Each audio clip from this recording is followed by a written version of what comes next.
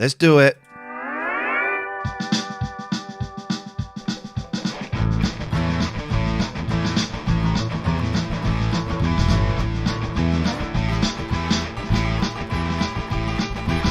Lost lambs, hold hands, find a man, not a man, understand he's the daddy son of Sam, man, hey, they found the Lord of Pain. Dark words overheard, nipple twist, rug burn, demon bird, doom heard, me and Stevie Gutenberg, liar, in the lake of fire. Satan, can you hear us, for we are on our way, I'd just like to give our praise today. That's the acolyte way.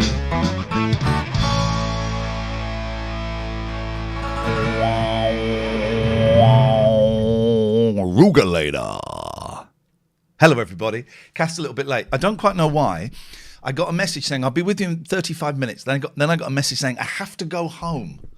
I have to go home. Got my Bay City Rollers t-shirt. Bay City Rollers. Welcome to the show. Let's open the phone lines. We've got a special guest coming on. We've got Nick Duerden coming on, who's written a brilliant book about what happens to pop stars after they poppy. Now, listen, if you're listening to the free podcast of this, there's a free podcast of this show. It's only 20 minutes long. So what I do is I hit this little button here and I say, hey, Google, set an alarm for 20 minutes, please. 7:21 p.m. When that alarm... Thank you. When that alarm goes off, you freeloaders who are listening to the free podcast, look for Radio Anywhere in the podcast stream. We need to come up with a new name for that as well. So that's going to be a little bit of a phone-in tonight. New pod stream name. So you can get the first 20 minutes of this show free. If you want to hear the full podcast or you want to see the show, then you need to sign up to the $4.99 Patreon level, patreon.com/Iain and Katherine, patreon.com/IAIN and Katherine with a K. You patrons who are here watching, you get the full podcast. Sorry about last night's show. It's not available to watch, and I'll tell you why. Those goddamn Wiggles. Those goddamn Wiggles. Unbelievable. They've caused us a copyright issue. And there's two Wiggles bits in there, and they've caused us a copyright issue. And to get it edited out takes bloody ages. And then I was going to download it. And edit it out myself, but I couldn't find a way to download the whole thing because it's got the Wiggles in it. Who would have thought the Wiggles would be, screwing everything up for us with their let's be honest, their borderline racist song. What's in here? Oh, it's a mask. Do you remember when we all wore masks? Do you remember that? COVID. Go wear a mask. Don't touch it. Don't touch it. You remember? Go wear a mask. No, I'm a bank robber. I'm not really. I don't want COVID. Do you remember that? Please don't type Papa Dom into the chat because that will probably give us some kind of strike. Give us a call. 0203 286 6370 is the phone number. Let's see if this thing works. Kath will be here in a few minutes. I've got no worries about that. I'll check in. I'm waiting for a phone call that's going to tell me how much money needs to be paid to fix a car that was backed into. And the phone call was supposed to be today. And so I've been full of anxiety, and the phone call hasn't come. The phone call, I thought today, 2 weeks ago, I thought today we'll get a resolution around that situation, and the phone call hasn't come. And it's like, okay, so this anxiety goes on for even longer. So I'm owning it. I'm having quite a low, it's going to be a fun show, guys, but I'm having quite a low bipolar swing today where my head is telling me all kinds of crazy stuff, that I'm not worthy, that I'm a terrible dad, that, it's telling me all that stuff. Now, I know that's not true. So, don't have to, please don't phone me up and say, oh, it's not true. Because I know it's not true intellectually, but here spiritually, it's really, hang on a second. Hey, Violet! What happened? What did you forget? 20 minutes from home and thought, I left a candle burning. Oh. I left the back door open. Aye. So, and I also forgot the book. So, Oh. I hadn't left the candle burning, the back door was open. Usi baba. Right. Space, watch it. We don't have any objectification here on this show. Thank you very much indeed. We'll have none of that. I was just checking in. I was just saying that we were expecting a phone call today that would ease some tension, and that phone call hasn't come. And I'm having quite a low bipolar swing, and it's telling me all kinds of things, that I'm not good enough, I'm not a good dad, and all of that stuff. But the show's going to be fine. I don't want the show to... We're not going to kind of wallow too much in that. I'm just checking in, and that is where I am. But we're going to have a great show. We've got Nick Duerden coming on. The phone lines are open. Which is good. We've not done a show. Do you want to pull that door shut, please? Because we're not completely shut, because the dickheads get angry. Tell me when you're ready, because I've got something to show you. Get comfy. Get ready. That camera's on the piss again. Might be me. I'm wonky in so many ways. Could be you. I've set the timer for 20 minutes. At the end of the 20 minutes, the free podcast, the freeloaders go. Tell me when you're ready. Do it. Are you ready? Yeah. Look what I got.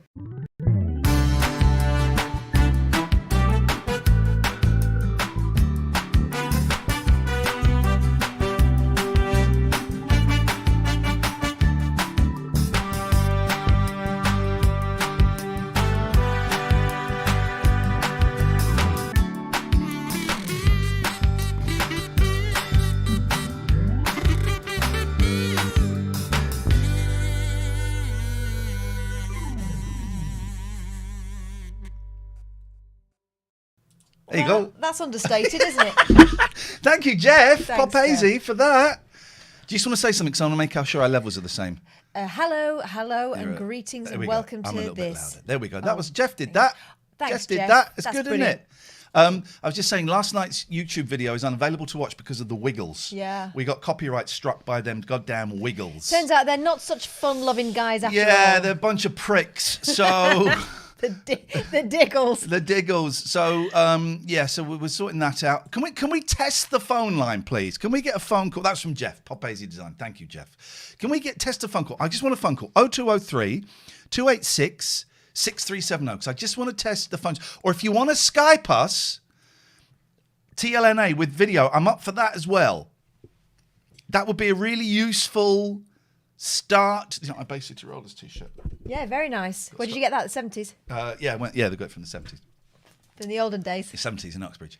What I want is I like this and I like this. Yes, This it is looks all working. blur on there, doesn't it? Yeah, it does. I've decided I'm But going nice. to dress up, not for the Wednesday shows because they're radio, but I'm going to dress up for the Thursday and Friday shows. I'm going to make an effort. Well, do you know, otherwise, because now we're working from home a lot,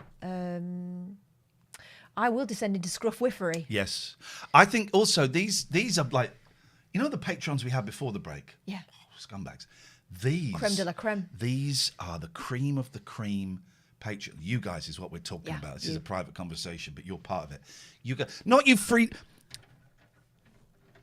freeloaders listening to the free podcast. Your pieces of trash. Shame on you. But you guys, you're here for season 4. I'm calling this season 4, and you are here and you are part of it, and it's wonderful, wonderful to have you here. So we're going to make an effort. But one of you goddamn people Skype us. Jeez. Now! For God's sakes, I want to test that the system. Works. For crying out I loud! found the Skype tricky the other day because you You're a changed the name. cocaine addict. Sorry, what? What did you say? I said I found the Skype tricky because you changed the name the other day, but now we've changed it back. It should be Simps. Yeah, I did change it for an online. You're a cocaine addict. All right, leave it for a professional Zoom meeting. For grown-ups. Yeah, I thought I can't have it saying TLNA. It's got to show my name, Mr. Lee. Mr. Lee to you. Here's tonight's phone-in, right? Go on. I've done this before, but my mind was just blown. Bands that have songs where they mention the band in. Obvious one, the Monkees. Hey, Yes, hey, with the Monkees. Hey, Monkees, Right. yeah. Now, and the reason we're doing this, I was listening to a little bit of Manfred Mann before With the we came on. Manfreds. They've got 2 songs where they mention Manfred Mann. They've got 5, 4, 3, 2, 1. It was the Manfreds. But then they've got Another song. Oh, what was it? Let me find it. Does it have like history? Does it have like the history? Okay, hang on a minute. It was. There's no. He said, "My name is." God, now so I got the one. Oh, it might be this. It's not this. It's not this, is it? Yeah. Is it this? Let's get another. Is it this? It might be this. Here we go. Let me tell you about the Manfreds. Yes. It'll be that one, yes. They've got 2 songs. That's so greedy. They've got 2 songs about the Manfreds. Now, Creek Alley.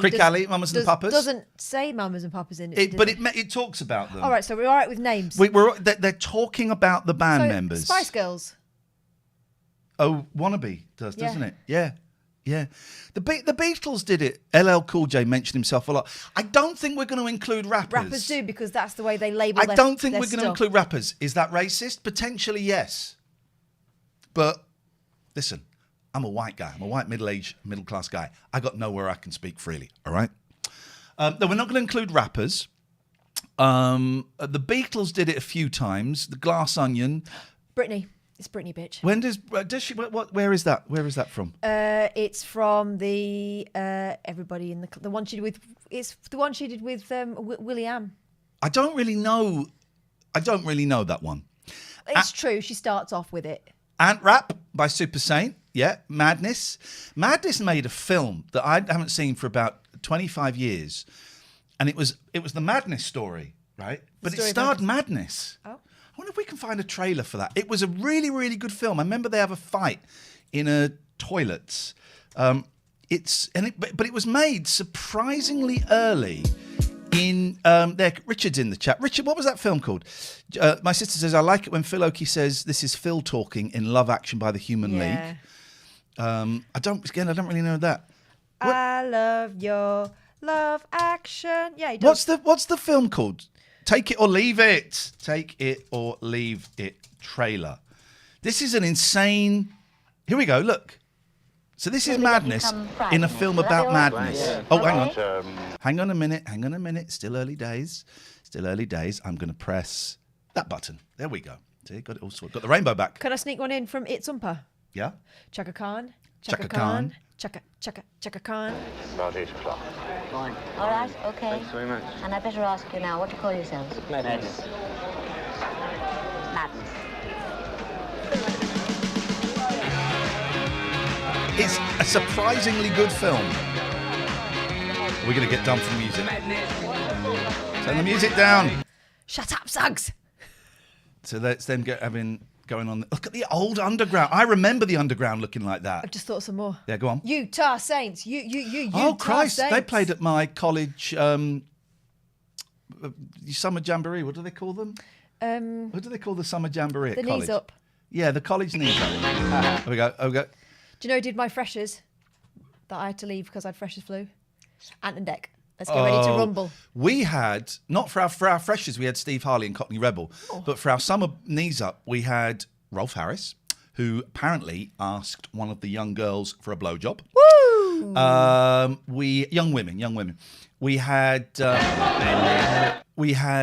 Soft Cell, and you know the ding ding, the start of Tainted Love. Yes. Ding ding. Ow. No. But all he did for like 20 minutes, he just went dang dang, and everyone's going he's not singing it.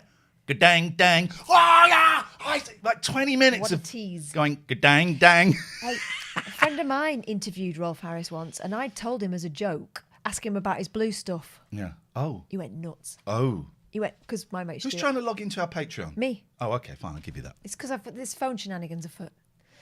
Yeah, my mate Stu asked him the question, and he was like, "Don't know what you mean, mate." We're getting a yellow warning. We're so going to get. I'm trying to do shows where we don't get copyright struck. So far, 40 minutes in. So far, it's not really working. Why is it? Look, I'm having a technical look. I want Stream Deck. Stream Deck. Sorry, guys. I got all my new buttons set up. If I don't have Stream Deck open, then it buggers things up. Yes. There we go. That's fine. And we also had Utah Saints. We had Sean Maguire, he got booed off. We had Sean Maguire used to come to our Dom 1. That was our disco on a Monday. Used to come to that. We had that going on. For a dance. We had that going on. A jaw dance. Little jaw dance. Little jaw dance. So yeah, good times, fun guys. That was the olden days there for the kids. That's just a little reminder of what you missed. Little cheeky reminder. When university was free. Oh, we missed. Dean left a voice message. Here we go. He's had a shower tonight, you know it. Dean? Dean? Dean? Dean? No. Okay. Tonight, I think that was Dean. after 8 o'clock, it's the big reveal of who. Let's just have one more. Let's have one more little clip, right? It's the big reveal. Let's play the Oasis one. Who is singing this Oasis song and the Billy Joel song? It's the. Oh, look at that. We can see the pictures. You can't.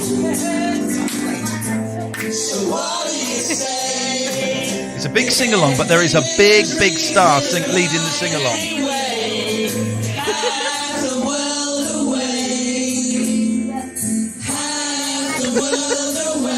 It was, and everyone was in tears as he was singing it. Not because it was terrible, because it was poignant. Oh, we're getting so many tags today, copyright strikes.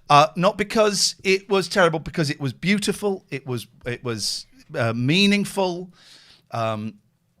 Everyone was in pieces at that. Tell you what I found. Everyone was in hysterics at Billy Joel. They were, mostly because he knew every single word. Yeah. And this fella, here's a little clue for you. He's getting on a little He's bit. a little bit older than you might expect. I think he was 80. I think he's 80 years old. The guy that was singing there. That was a very surreal day. You'll find out after 8 o'clock. When we finish talking to our guest, Nick Duerden. In fact, let me just get Nick Duerden. Let me get the link for Nick's book. Nick Duerden, what wrote that? It is. So how far are you in? What are you up to? I'm not that far, but I am far. Imagine a book that covers Adamant, stereo MCs. I'm on the Mondays. Joan Armour trading, the Mondays. Honestly, it's a cracking book. It's £9.34 on soft cover. But it's a fat book, so I think that's worth it. It is I was saying it was cheap. I was saying that was cheap. I wasn't saying it was expensive. I'm saying that is it's worth it. Bang for buck. Literally. It's a brilliant book. He's going to come on. We're going to have a chat about that. Lenny, because Lenny knows who it is. And Lenny says he's 80 in December. And he says, oh my God, was it Nigel from Maidstone? No. But it was, we've been wanting to, it happened like day one after we stopped doing the shows. And a lot of stuff happened that we ain't going to tell you about. But this thing was like, oh my God, I've got all these video clips. And Richard's about to read about Wendy James. Wendy James is in it. I kissed Wendy James's ear once. She came into Absolute to be interviewed, was absolutely delightful. Such a charming woman. And we went for the cheek kiss. So I think we did one, and I think I went for the second, but she turned. Boom. Just as you were saying, lovely to hear you. But Catherine, we both laughed. Oh, we both laughed. That was the olden days. Going to see this is a serious story, so stop the joking now. But me and my friend went to see Wendy James, the Transvision Vamp, Brixton Academy, I think it was. Most terrifying night of my life. We had on the train station. We had a huge paedophile cracking on. It was the most terrifying night of You told my me about life. that. Sounds horrible. Horrible. Oh, it was horrible. No one helped. I was like 16, and I shouted at him in the train, and no one helped. Everyone was like, Yeah. It was a train strike, so it was difficult to get home. Is it Joe Biden? He's 79. No. He would remember all the words to We Didn't Start the Fire. Is it Mike McGear? No. That's a good one, though. Who's Bobby Elliott? Billy Elliot's dad. Look what I've just found in my pocket. Oh, That's because I'm single. Spaniard in the works. That was me mending the toilet seat. Our toilet seat Why have you brought a shitty spanner with you? was the underneath bit, wasn't the actual. We've got a posh toilet seat with soft clothes, right? But they're always wiggling it off. Does yours wiggle off? Oh, mine wiggles off. Is that on the? That's on the screen. I was wondering what that was. I've got. Yeah, the seats always wiggle off. The seats always wiggle off. That's the one thing I can do DIY wise is. Look at that. Well, if you ever want to borrow me Nope. Unwiggler, you're welcome. Nope. Don't talk to me about wiggles. I'm not in the mood for wiggles. We'll get done again, just Right, saying it. if I take that picture down, will it stop focusing on that little baby face? The bibis. I wonder. Or is it looking at Frank?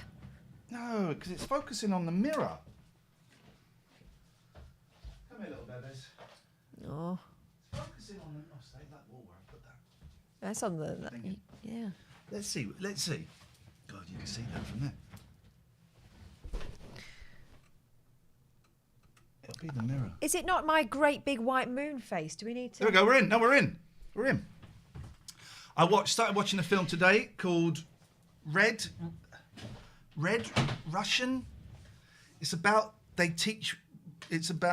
like these women. It's about this ballet dancer who breaks her leg, and then she goes to like a spy school where they learn to have all kinds of sex. That's the thing. Did they put a leg in plaster though? I mean, They fixed her leg. I was going to say that's the alarm, the silent alarm. Bye, freeloaders. Bye, freeloaders. My alarm is Kodachrome by Paul Simon. It's gone out of focus again. It's that mirror. It's that mirror. God's sakes. For God's sakes, guys. Half a world away. Bye, freeloaders. That's your edit point there. I've got it. I was going to edit it from there. Oh yeah, well that's it. What's happening now with that? That's because you lot are looking at yourselves in the mirror. Focus. Yeah, you dickheads. Focus. Hello, Pat Pats. You're right, sweetheart. Now, I mean, that looks terrible, right? Yeah, and I'm still misty. I think it's the lights. I think I put Vaseline. Why did they used to put Vaseline on the lens, didn't Yeah, they? so that Fitbirds. ladies look dreamy. I look absolutely knackered. I can't do the show with... Are you only watching films that start with red now? Yes. I watched... Anyway, this Russian thing was rubbish. I gave it an hour. I thought, this is really boring. I watched a great film the other day called Red Rocket by the same guy that did the film that my sister's going to remind me of that I haven't seen yet, The Florida Project or something. It's bleak. It's about an ex-porn star, Mike Saber, XXX, goes back home. And it's some film. It's some film. I would recommend that. And then I was just watching Ambulance. What's that about? Well, it's a movie starring Jake Gyllenhaal. Yeah. I like him. Is it Jake Gyllenhaal or Jake Gyllenhaal? I would say Gyllenhaal. Maybe Maggie. We need to ask him. What's Maggie's last name? Gyllenhaal. Okay, well then it's I Gyllenhaal. think.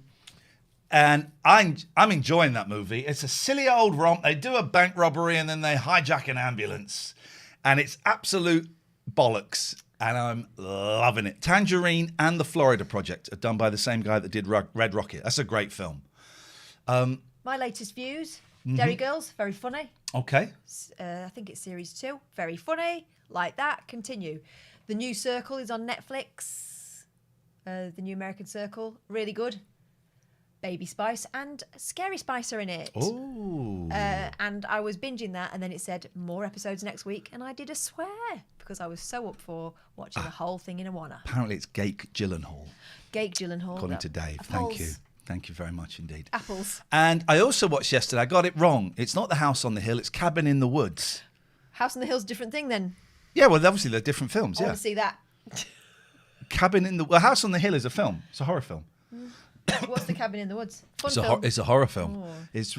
I really enjoyed it. It's a twist on the horror genre. There's a lot of the classic tropes in there, but there's a subplot that really is intriguing and something I'd never seen before in movies. I give it 2 thumbs up. Nice set pieces.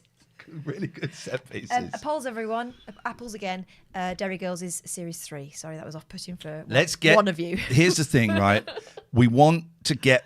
This is what we want to do in season 4 of the Late Night Alternative. We want to get the facts straight, and we don't feel that we've been getting the facts straight. So No. facts. Joe says, have you watched Heartstopper on Netflix, Catherine? No, but it has caught my eye a couple of times. I want to be in the right mental space to have some of that. But look at the lining on that shirt. I was looking at your No, Bay that- City Rollers. Oh, yeah, that's nice. Little button there.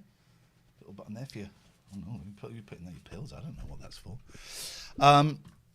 I'm not going to do the... I'm not watching the... I've done a session with Wim Hof. I think I've mentioned this before. I did a session with Wim Hof. He made grown men cry. He made grown men cry. He was on Zoom, and a couple of men passed out. I held my breath for 2 minutes 50. And a couple of men passed out. Carry on! Ignore him! He is fine! Keep holding your breath! Keep holding your breath! Keep holding your breath! I don't like that kind of fun that hurts. Do you? It was quite enjoyable. Visionary says, I watched Choose or Die on Netflix. Awesome scary movie. We talked about this last night. I watched that and I didn't like it because they pretended it was in America. And everyone was British. Angela Griffin was in it. That guy, who's that guy who's a really good actor? Will Miller. No. He's like a proper lefty. And he looks like this. Oh. Eddie Marsden. Yeah, there we go. But they're all doing them like they're from America. Choose or Die. I didn't enjoy that, but you enjoyed that, Visionary. That is good news. That is wonderful. I've been watching a lot of movies. Oh, I watched a really good Frida Kahlo documentary. Okay, tell me. She had a shitty life, didn't she? I don't know. Yeah, good drawings though. That was the conclusion. I've got there's a Kurt Vonnegut documentary that I want to watch, but I said I'd watch it with you, so we need to watch it soon. Have you watched any of it? I haven't watched any. I've watched the trailer. Love Kurt Vonnegut so much. We've got a Kurt Vonnegut documentary to watch that we've said we will not watch with anybody else, and also a Johnny Hallyday, Oh yeah, the French Elvis. Itzumpa is rewatching 24 from the beginning. I was going to do that, and then I thought, nah. What's the series where he's addicted to heroin, and within like episode 3, it's like every hour over it. he's over the heroin. He's over Is that the like shakes. when Ken Barlow had a stroke for a week? He talked like that, and then 2 weeks later, I'm okay. I'm Over fine. it. Absolutely. Helen Daniels did that first. Even then she was still fit. Didn't she? Helen Daniels was always fit. She came back from the Bungles fine. Jason Donovan and Kylie Minogue are going to be in the last episode of Neighbours, as it should be. Is Guy Pearce? I don't think so. Is Jim? No, because he's big star now. Well, yeah, exactly. Well, but Kylie's a big star. I would suggest that Kylie's a bigger star than not Jim Dale. What's his name? Yeah. It's not Jim Dale. It's Alan Dale. There we go. Jim Robinson. Oh, is Carl Kennedy still in it? No, I don't think he. I mean, I don't know. I'm literally guessing here. I don't think he is. I want, I've got a spot there. Look, I've got a little spot. What was Harold Bishop called when he came back from Tasmania? Oh, I'd kind of lost interest at that point. Ted from Tassie, was it? I kind of lost interest at that point, so I'm not completely au fait. Carl is still in. And of course, Good. his song Accidental Trespass. We love that one. Plain Jane Superbrain. All she had to do was take her glasses off. Who knew? That was, yeah, I mean, that was some plot twist, right? Really hot girl with glasses and nerdy hair was really hot once she took the glasses off, and I preferred it when she was plain Jane. If But I'm you like completely him a little honest. bit defective, don't you? I do. I do, Catherine. Bless you. I think the beauty is in the imperfections. That's what Also, easier to catch. oh, for God's sakes, now you make me sound like Harvey Weinstein or something. Jesus Christ, Kath. What terrible... Sorry, everyone. What I just terrible mean thing more to say. Just mean more gettable. You know, if no one else wants No. them. You make me sound like a predator. I will not have that. Sorry, everyone. I'll take that back. That's outrageous. For crying out loud. I'm just saying, you're like a busy mouth and a wonky eye, For Christ's sakes. and that's a look. Look, our guest is joining us now, and you're bad-mouthing me, which is no good at all. Nick! Oh, we can't hear you, Nick. That may be you, and I know the picture looks quite funny to you, but that's just because we're streaming, but it looks normal to everyone else. You're muted now. I've got this set up on the right thing, haven't I? Microphone. Yes, I have. No, we can't. Just imagine if we were like those mean shows where we could hear everything and we're all just giggling. We've done that before. We have done that before. We wouldn't do that to you. No, Nick. Can you hear me? Yes. Oh, yes. A sign came up that's never come up before that said your microphone isn't working. So should I wear? We this can thing? hear you. Are you comfortable wearing that? I feel like an airline pilot, but yeah, fine. There's nothing wrong with that, actually. Did you see that thing about there was a flight and it had to do a U-turn? Because they realised the co-pilot was still training. Right. Was it? me. I literally just saw the headline. I didn't read the story, Yeah, but that wasn't- sounds Yeah, didn't have his horrendous. certificate. Nick, first of all, that is the most impressive backdrop I've seen. You've got like books, an Lots of old books. rotary phone. Does that phone work? If I plug it in, it does. It's a bit tinny, but yes, it works. It's so nice to meet you, first of all. Thank you. This You is the too. book. Plug the book. What's the book called? I've forgotten. Exit Stage Left. Yes. The Curious Afterlife of Pop Stars. Nick, thank you so much for coming on. I've read it. Thank you for Catherine's having me. about halfway through it. And this regular viewers of this show, and this will go out as a separate podcast as well for everybody to enjoy. But regular viewers of this show will know my favourite bit in the pop journey is, and where am I based? There are two bits that you like the best. Just before. No, that's my career. I don't like that bit in pop stars. For me, it's just as it after. starts to turn sour. Right. Just as it's starting. And quite Right. often, I'm a big Monkees fan, Nick, and quite often it's when the band gets control. When the band takes control, Bay City Rollers, Monkees, it starts to turn. Tell it, why did you write this book, Nick? It was something I wanted to cover for a long time now. I wanted to look at how musicians manage their life after their first flush of fame. You know, how do they endure and reinvent themselves and continue to thrive? I've been writing about music for many years now, and when I first started at 2021, I was interviewing singers and bands who were also 20 and 21, and they were going to take over the world, and they didn't write songs because it was their job. They wrote songs because they absolutely had to. It had to come out, and it was really exciting. And I kind of believed every word they said because they believed every word I said. But then as I got older, they got older, and they were releasing their 5th album and their 10th album. And in the interim, life had happened to them. And so they had learned how to deal, not really with failure, but just the reality of life, that not every band goes on to become U2 or Madonna or the Beatles or Taylor Swift.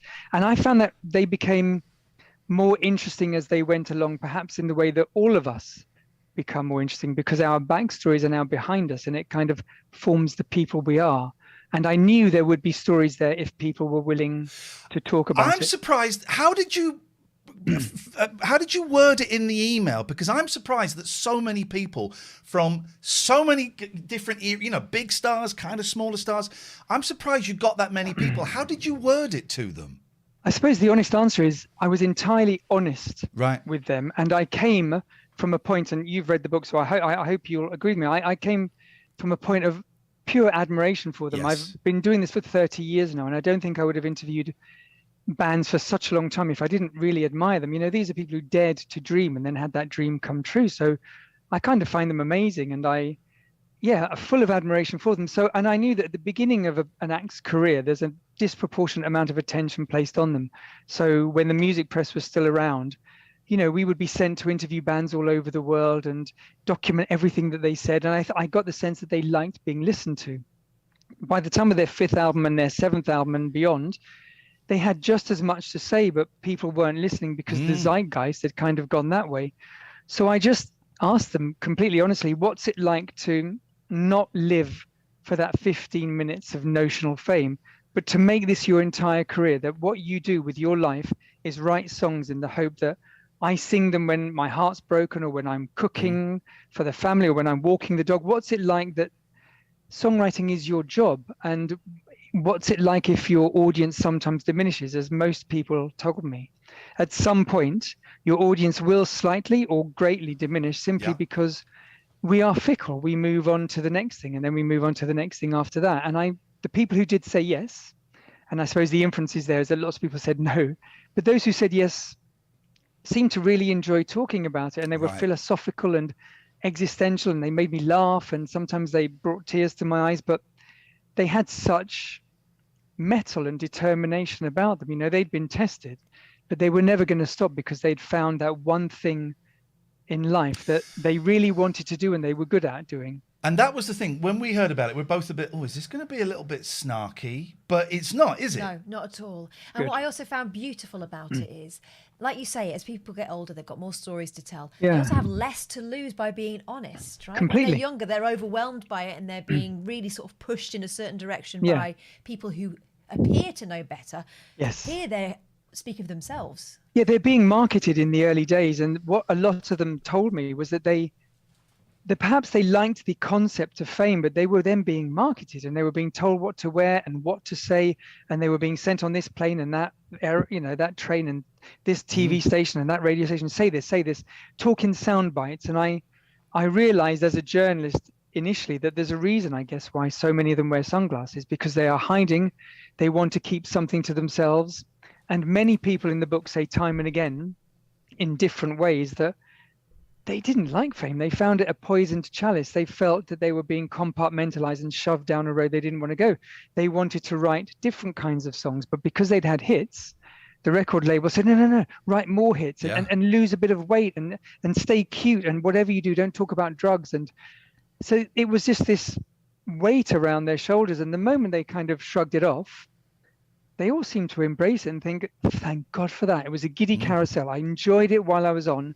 I'm glad I had that, but God, I'm happy to be off, because now I can kind of live my own life. There are some, obviously there's like the Beatles and the Stones, and they're kind of completely different. There are some exceptions to the pop world. I remember watching Robbie Williams go on and on and on, and I kept thinking, when is his bubble? I mean, his bubble did burst eventually, but you compare it to someone like, I don't know, David Cassidy or those kind of pop stars who had about 18 months.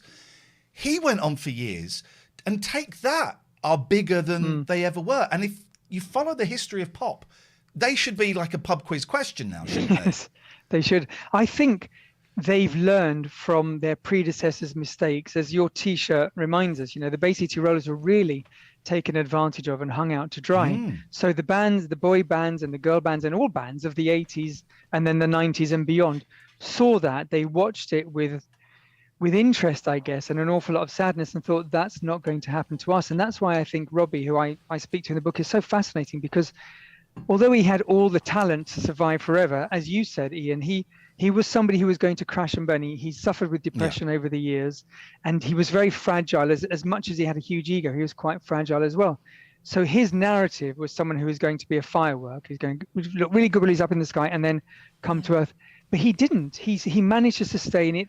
When he finally ended his imperial stage, when he was having albums that sold more than the last one, he took time off. He grew a beard. He discovered UFOs. He decided to do his own thing. He then had a family, and he thought, I don't mind no longer having hit singles.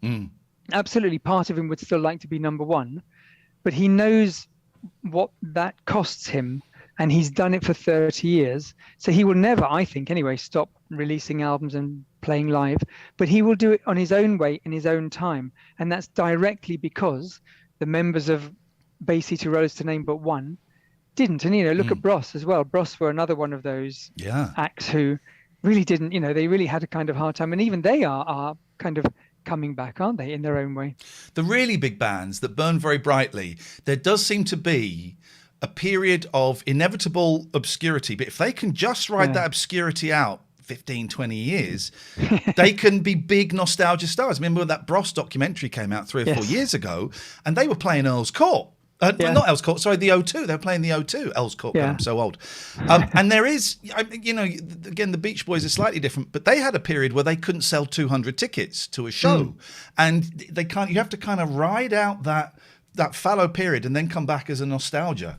Yeah, David Bowie did the same, didn't he? He had a really tough time in the 1990s. Nobody seemed to want to embrace Tin Machine as much as perhaps he'd like it. By the time he was in his 60s, he could do no wrong. And a lot of the people I speak to in the book say that they think that nobody really likes a midlife pop star, because nobody really enjoys going through the process of midlife anyway. It's a liminal stage.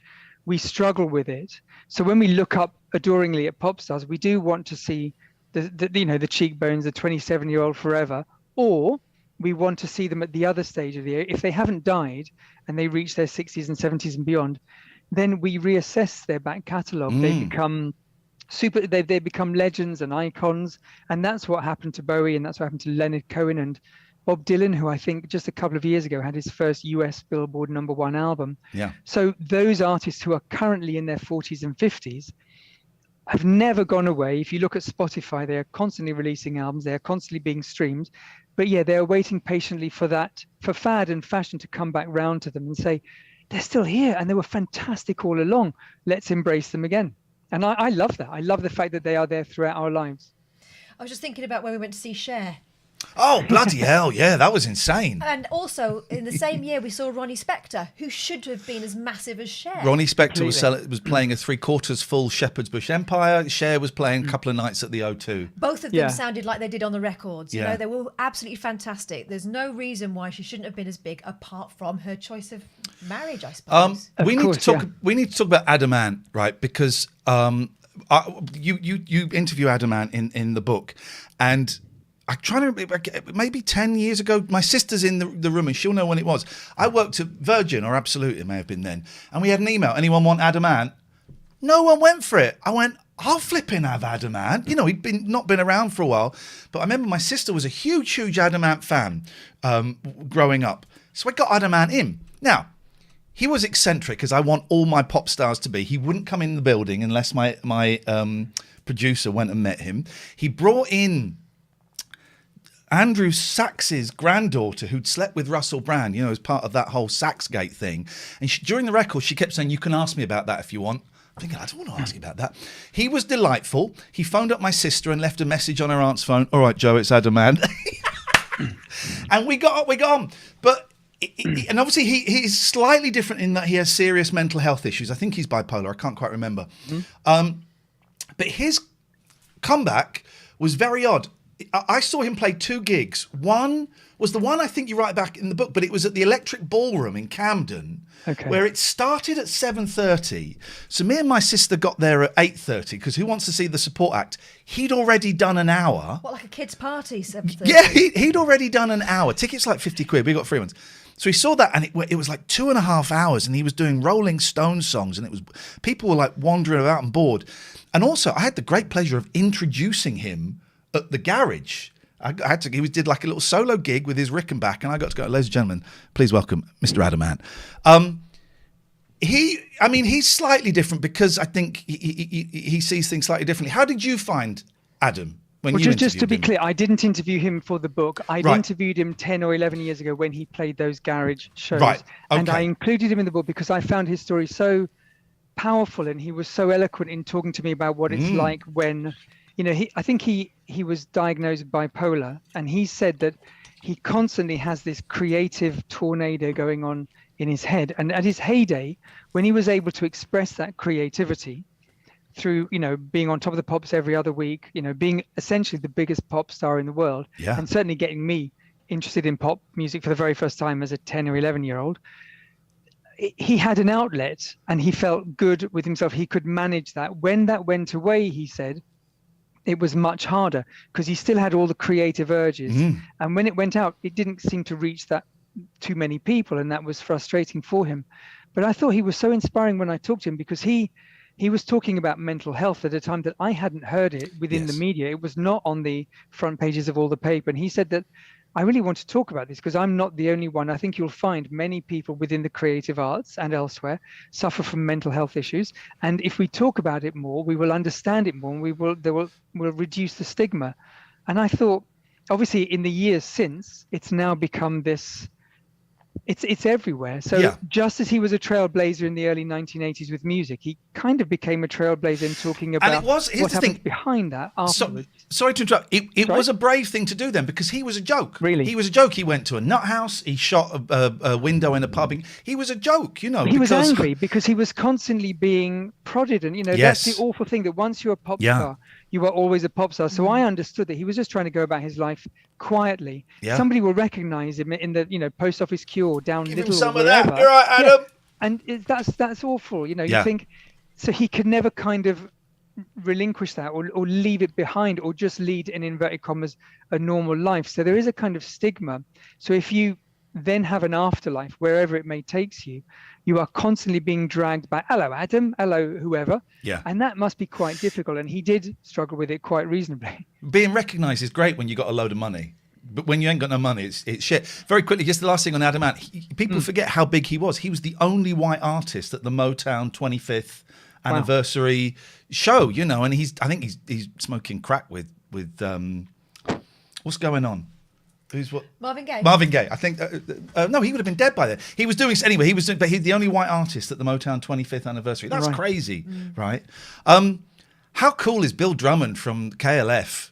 What a great opening to the book that is. I was very happy because obviously I'd approached all sorts of people that I admired, but also I thought people who could tell an interesting story, but a different story from the one before that I'd interviewed. So I approached Bill Drummond, who kind of has done things his own way throughout his career. He's been a music producer, he's run his own label, he's been a manager, and then he was a pop star. He had a number one single, more than number one single all around the world. Then he wrote a book with Jimmy Corti from the KLF on how to write a number one single.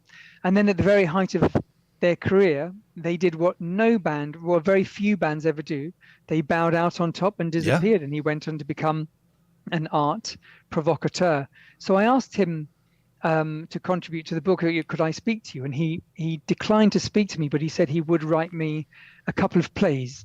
I love it. He'd write me a couple of plays. And so I thought, I have no idea how these plays are going to come out, but basically he was telling me how he felt about pop, and if I understood the plays correctly, it's that he thinks that pop is this perfect thing that should exist within a time capsule. So the very moment either Nick Kershaw goes off the boil or Prince, stop, finish, bye-bye, don't continually come back on the nostalgia circuit, don't play the old hits constantly, just disappear, much like the KLF did. But I found that with everybody else I interviewed, they didn't really want to leave. They enjoyed their job and they wanted to carry on, and the audience for them was there.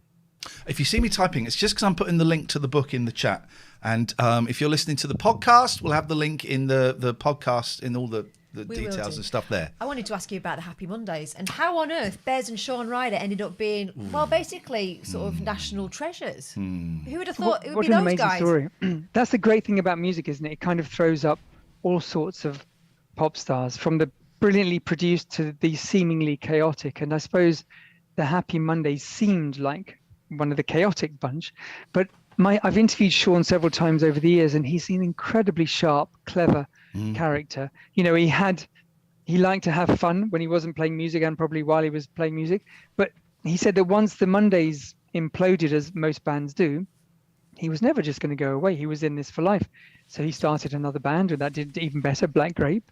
And then when that imploded as well, he thought, well, what do I do now? So he started writing for the newspapers. He had books, many his books column out. When I was doing Rise in 2003, a breakfast TV show, and his column in the Sport, which he didn't write, but Jesus, it was the funniest thing. But he became a character. He was a character, and he exploited that, didn't he? Absolutely. Then he did I'm a Celebrity, and everyone thought again that was going to end terribly. Shaun Ryder in the Jungle would be terrible, but he was this charming, avuncular presence. He'd seen that Bez had done Celebrity Big Brother the year before, and both of them, however improbably or not, came out, as you said, national treasures. And now he seems to be, if they're not doing Dancing on Ice, they're doing This Morning with Phil and Holly, and he's this incredibly charming maverick that never kind of goes away, and you don't want him to go away because they just don't make people like him very often. I've had Bez shout at me. Have you?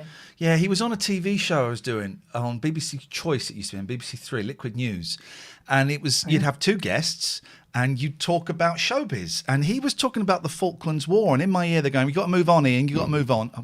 Got to move on, Ian. Okay, Bez. All right. Anyway, now let's go and see what's happening in LA." And afterwards, he had a go at me. Bez or Sean? Bez. Right. He had a go at me, saying, "You should have let me speak." I was like, "I'm really sorry, they're in my ear."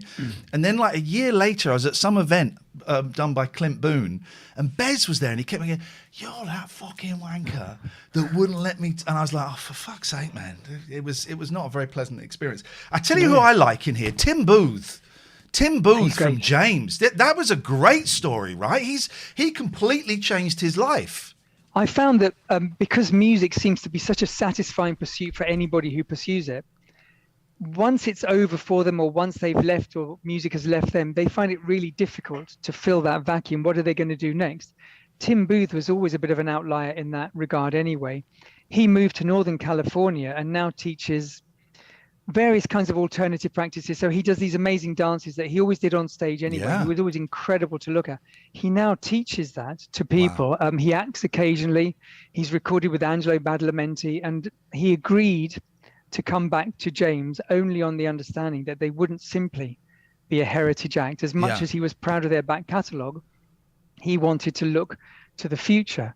So when James got back, they recorded new albums and they were great. And it's obviously there is an argument to suggest that when people go and see them live, they want to hear Sit Down and Come Home and all the hits. And he says something on his Twitter page that, look, they may play the old songs every now and then, but if you're going to come and see us, we are a future forward-looking band. So accept that we're going to play what we want when we want, because that's why we exist. But yeah, as you said, Ian, he's very happy in Northern California doing his alternative health practices. Even, Paul McCartney has talked about, he knows when everyone's going to go to the toilet. He can see everyone go to the toilet when he plays a new song. He can see They it. are getting on a bit, aren't they? And that, but he's suffered with that for years, and he's talked about it quite often. It must be tough going. Here's a new one. Oh shit! Everyone's. Yeah, I've seen the Rolling Stones play live twice. I think the first time was 1990, the second time in 2005, and both times there was a little Keith Richards solo spot, and these were in stadiums, and it was amazing to see, not hundreds, thousands of people stand up and go either to the toilets or for hot dogs or to put more money in the meter for their car, and you just thought, is that heartbreaking? Do they accept it? It's not easy for them, I suppose, from a creative standpoint. There's also, I tell you what, I'm really old, right? Because there was an act in this book. I'm thinking, what are they doing in it? They're really current. And there was then they're Franz Ferdinand. Right, come on. I thought, but they're quite new. Oh, it was 2004. Oh, okay. Yeah. Time flies, Ian. Time flies. Really does. That's like 18 years ago. I guess they're we're big Sparks fans, and I know they did FFS with them, but he was great. Alex from Franz Ferdinand, as one would imagine from kind of an art school rock band, he was very articulate about the whole phenomenon. I felt that this was a subject that he could lecture on from a podium, and I would be in the front row taking notes. He was amazing. He'd clearly given it a lot of thought. By the time Franz Ferdinand hit, I think he was comparatively old for a new pop star in his early 30s. So by rights, he should have been 21.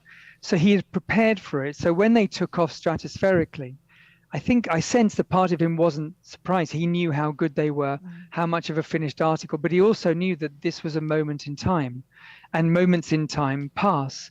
So he has kept things really interesting for himself ever since as well, doing solo projects, the Sparks project, and Greatest Hits has come out, and you know what happens when a Greatest Hits comes out. The record company, maybe this is changing slightly in the age of streaming, but once a hits collection comes out, the record company starts to look over their shoulder for the next one. Yeah.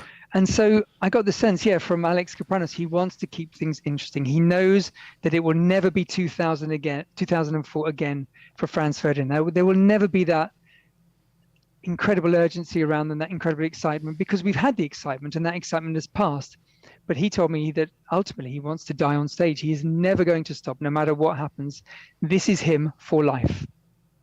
We saw a couple of weeks ago. We went to gig at the Royal Albert Hall, and we saw two of these acts. I guess we went. We're big fans of the Bare Naked Ladies. I love the Bare Naked Ladies, but also the opening act, Katie Tunstall, who I loved her album when it came out, and then hadn't really thought of her. But it was just her with the loop pedal doing that like amazing mega busker thing that she does. I saw her on the bill. I thought, and we were there. I said, should we go and see her? Yeah, sure, why not? It was incredible. And that's part of the. I mean, she again was comparatively old. I think she was in her 30 or something when that first that big album hit. There is something about experience makes a really, really good performer. She was incredible. 40 minutes on her own. Telling stories, playing songs I didn't know, as well as the hits. And I was there. And she's a tiny person. In the Royal Albert Hall, you'd think that she'd be rattling about. It was just wonderful. Everyone was on her side, and I don't think anyone was feeling like, okay, now it's time for, the main act to come on. She got the whole place absolutely bouncing. It was wonderful. And there is a lot of that, isn't there? Experience. The experience that these people have to put on good shows and quite often make some of their best music as well. Yeah, I guess by that stage they're pros. Like everybody in life, you tend to hone your craft, whatever your craft may be. You do get better. You tend not to get worse, do you? So more than one musician. I don't know about that, Nick. I couldn't say. More than one. Several people I spoke to said that there's this suggestion that you write your best songs between 23 and 27. Ooh. I guess because it's so new and exciting, it just has to come out. Bob Dylan said that he couldn't write the songs he wrote in his 20s at any other stage of his life.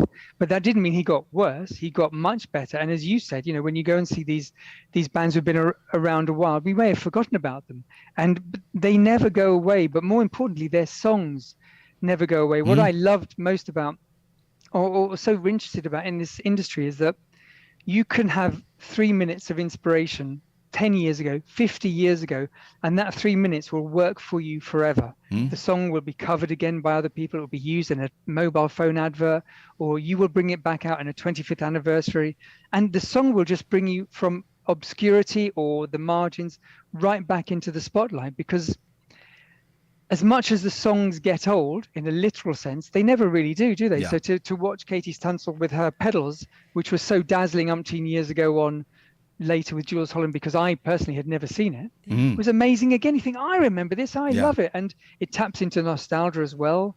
It taps into a time when we were going to gigs all the time, perhaps. And all of that works in the favor of the artist. So it doesn't do them any favors to walk away. They should stay around because their songs are busy working for them. Very quickly, my sister says, I really enjoyed Nick's recent article in The Guardian. So congratulations. Thank you. If you are listening to the podcast, we will put the link in the thing. The book is by Nick Duerden, Duerden. It's called Exit Stage Left, The Curious Afterlife of Pop Stars. It's a thick old book as well. You're getting your money's worth with this. It's a thick old book. There's so many acts in here, but honestly, I was so surprised to read about the guy from the Stereo MCs. What a lovely guy, Chumbawamba. What an interesting adventure Chumbawamba was. I don't want to give away any more stories, though. It's all in here.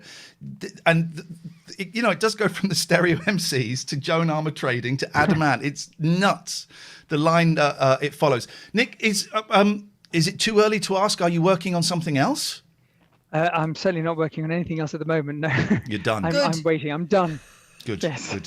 Nick, it's so lovely to talk to you. I wish you the best of luck with the book. I think it's absolutely fantastic. So thank you. Thank you both of you for having me. I really appreciate it. It's a pleasure. We'll see you later on. Thank you, Nick. Take care. Bye-bye. There we go. Bye. You see, it really is a cracking read. What a lovely fella. Isn't he a nice guy? Isn't he? What a nice guy. Imagine he'd come on and he'd been all horrible. He hasn't. We've been emailing each other quite a lot. I don't think people would tell him these stories if he wasn't personable. It's a really, really good book. I'm going to put the link into the chat one more time if you're listening, because we're going to put, what we do is we put our interviews out as free bonus podcasts. You've got quite a bit of work to do this week. I know. If you're listening to the podcast, do go and have a little look at it. It's Exit Stage Left by Nick Duerden, and it's really, really good. My sister says this book sounds right up my Strasser. Well, Joe, if you wait, then maybe.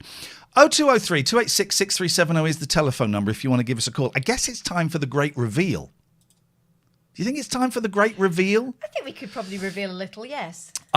So, first of all, the question is, who is singing? Oh, Jesus, who is singing this? It's not the greatest audio. Let's just jump forward a little bit.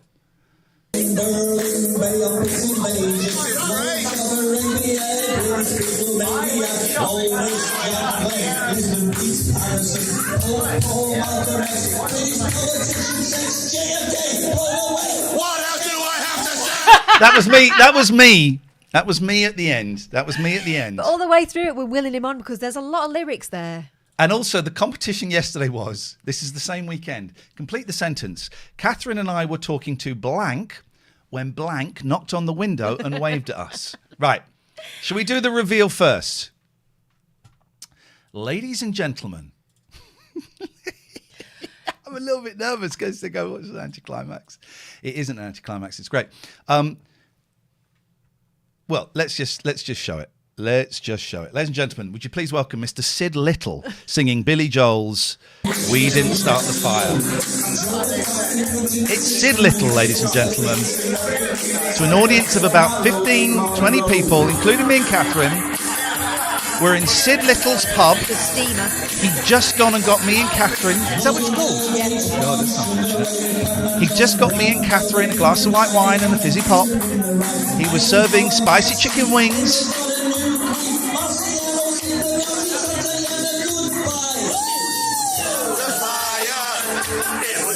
Sid Little, ladies and gentlemen.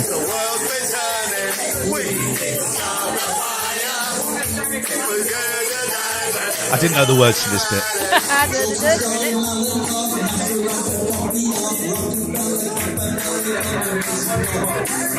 He's not even looking at the screen, is he? He knows it. He'd learnt it for a tour with Eddie.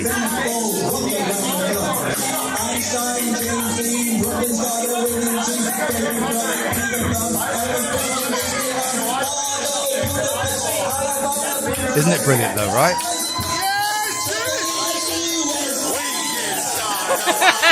Oh, you didn't start. Let's get to this.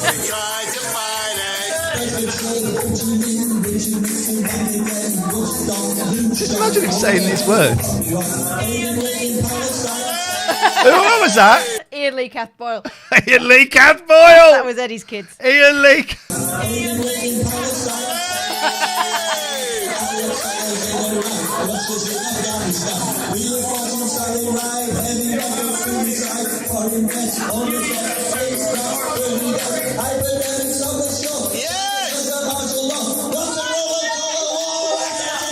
Yes, man!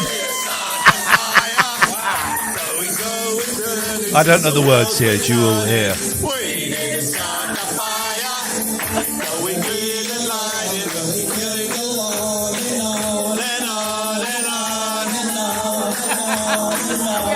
Ladies and gentlemen, Mr. Sid Little singing there, Billy Joel. And let's just have a little bit, we only got a little bit of him singing Oasis. Everyone was in tears for this. Oh. Here we go. Yeah, you can tell my eyeliner's on the wall. It's Eddie Large's daughters. Now my besties. We're actually in a WhatsApp group called the BFFs.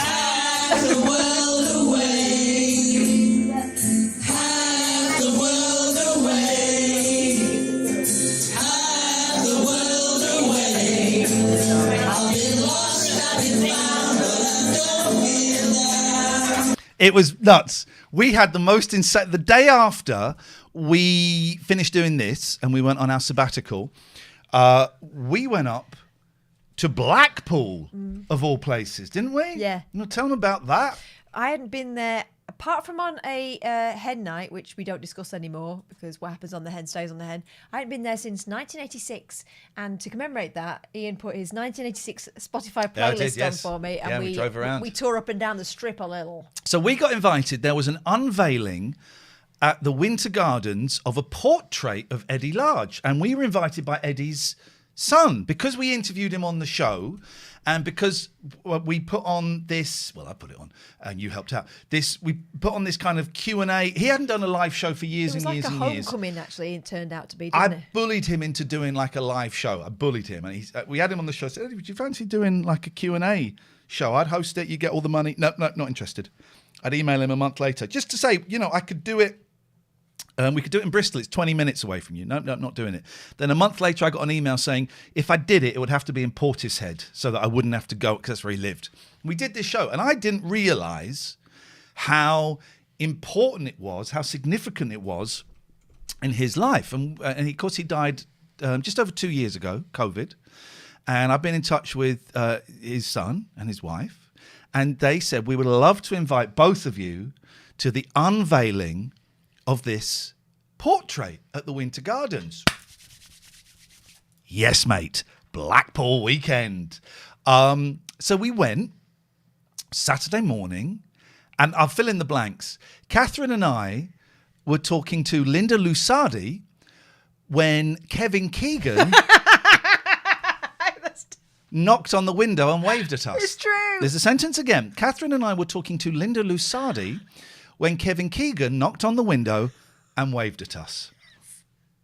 This is nuts, right? And because I'd never feel part of those things, but Linda approached us. All right, Ian, how you doing? Who else was there? Roy Walker. That was weird. It's public knowledge, so we can say it. His daughter's famous. It's a few. So they unveiled the picture, and a few people got up and made a little speech. And Roy Walker got up and made a speech, which should have been about Eddie, but it was about Roy Walker's daughter who'd made a movie. But it was classic dad boasting about daughter doing very well for herself. But Eddie's family, like. And by the way, nice picture of Eddie. Les Dennis was there. Yes. Tommy Cannon came up to us first flipping off. heck. So we walked in thinking, well, we ain't going to know anybody here. Tommy Cannon walked up to us straight away. All right, Ian, this is Catherine. Oh, all right, Kath. All right, Tommy Cannon walked up. All right, Ian. And we were chatting for about 20 minutes, and then he started talking about Bobby, and he started crying. Yeah, he's welling up a bit, yeah. He started crying, talking to us about Bobby. He told us some very intimate details about, Bobby's last moments. And I'm thinking, this is nuts.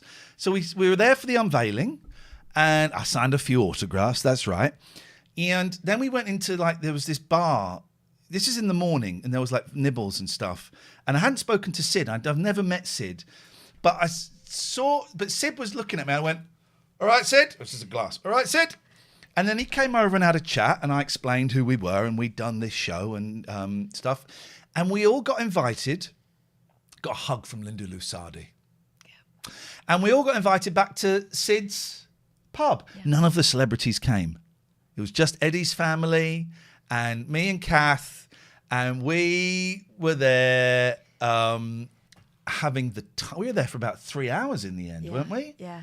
And this is not the kind, I'm not a hanger-outer with things, but we were having so much fun. They were so lovely, and we felt like one of the family. We should have felt like we shouldn't have been there, but they obviously wanted us to be. And I'm so well with Eddie's daughters. It's incredible. We should get in touch with them again. I'm in touch with them. Okay. We're in a WhatsApp group. Tell them to contact me. Are you? Yeah. What? I'm serious. Why am I not in that WhatsApp group? Because it's BFFs. Oh, come on, man. I want to be a BFF. It's just me, Sammy, and Ali. So we had... It was so... I keep thinking there's someone we missed. I didn't go and speak to Les Dennis because I was really nervous. But actually... Linda's husband, Sam Kane, was there, who played a gay hairdresser in Brookside and is now an agent. And yes, Linny, we did tell Tommy Cannon that we sang their song. Yeah, we did, actually. And also, Sam and Linda are going, well, have you tried this radio station here? Maybe you could try this radio. Linda Lusardi was trying to get work for me. Yeah. It was nuts. And I think I could have gone and spoken to Les because I've done stuff with Les, and I felt I was just so nervous. Evening, Gary. You just missed the big reveal. It was Sid Little. Sid Little.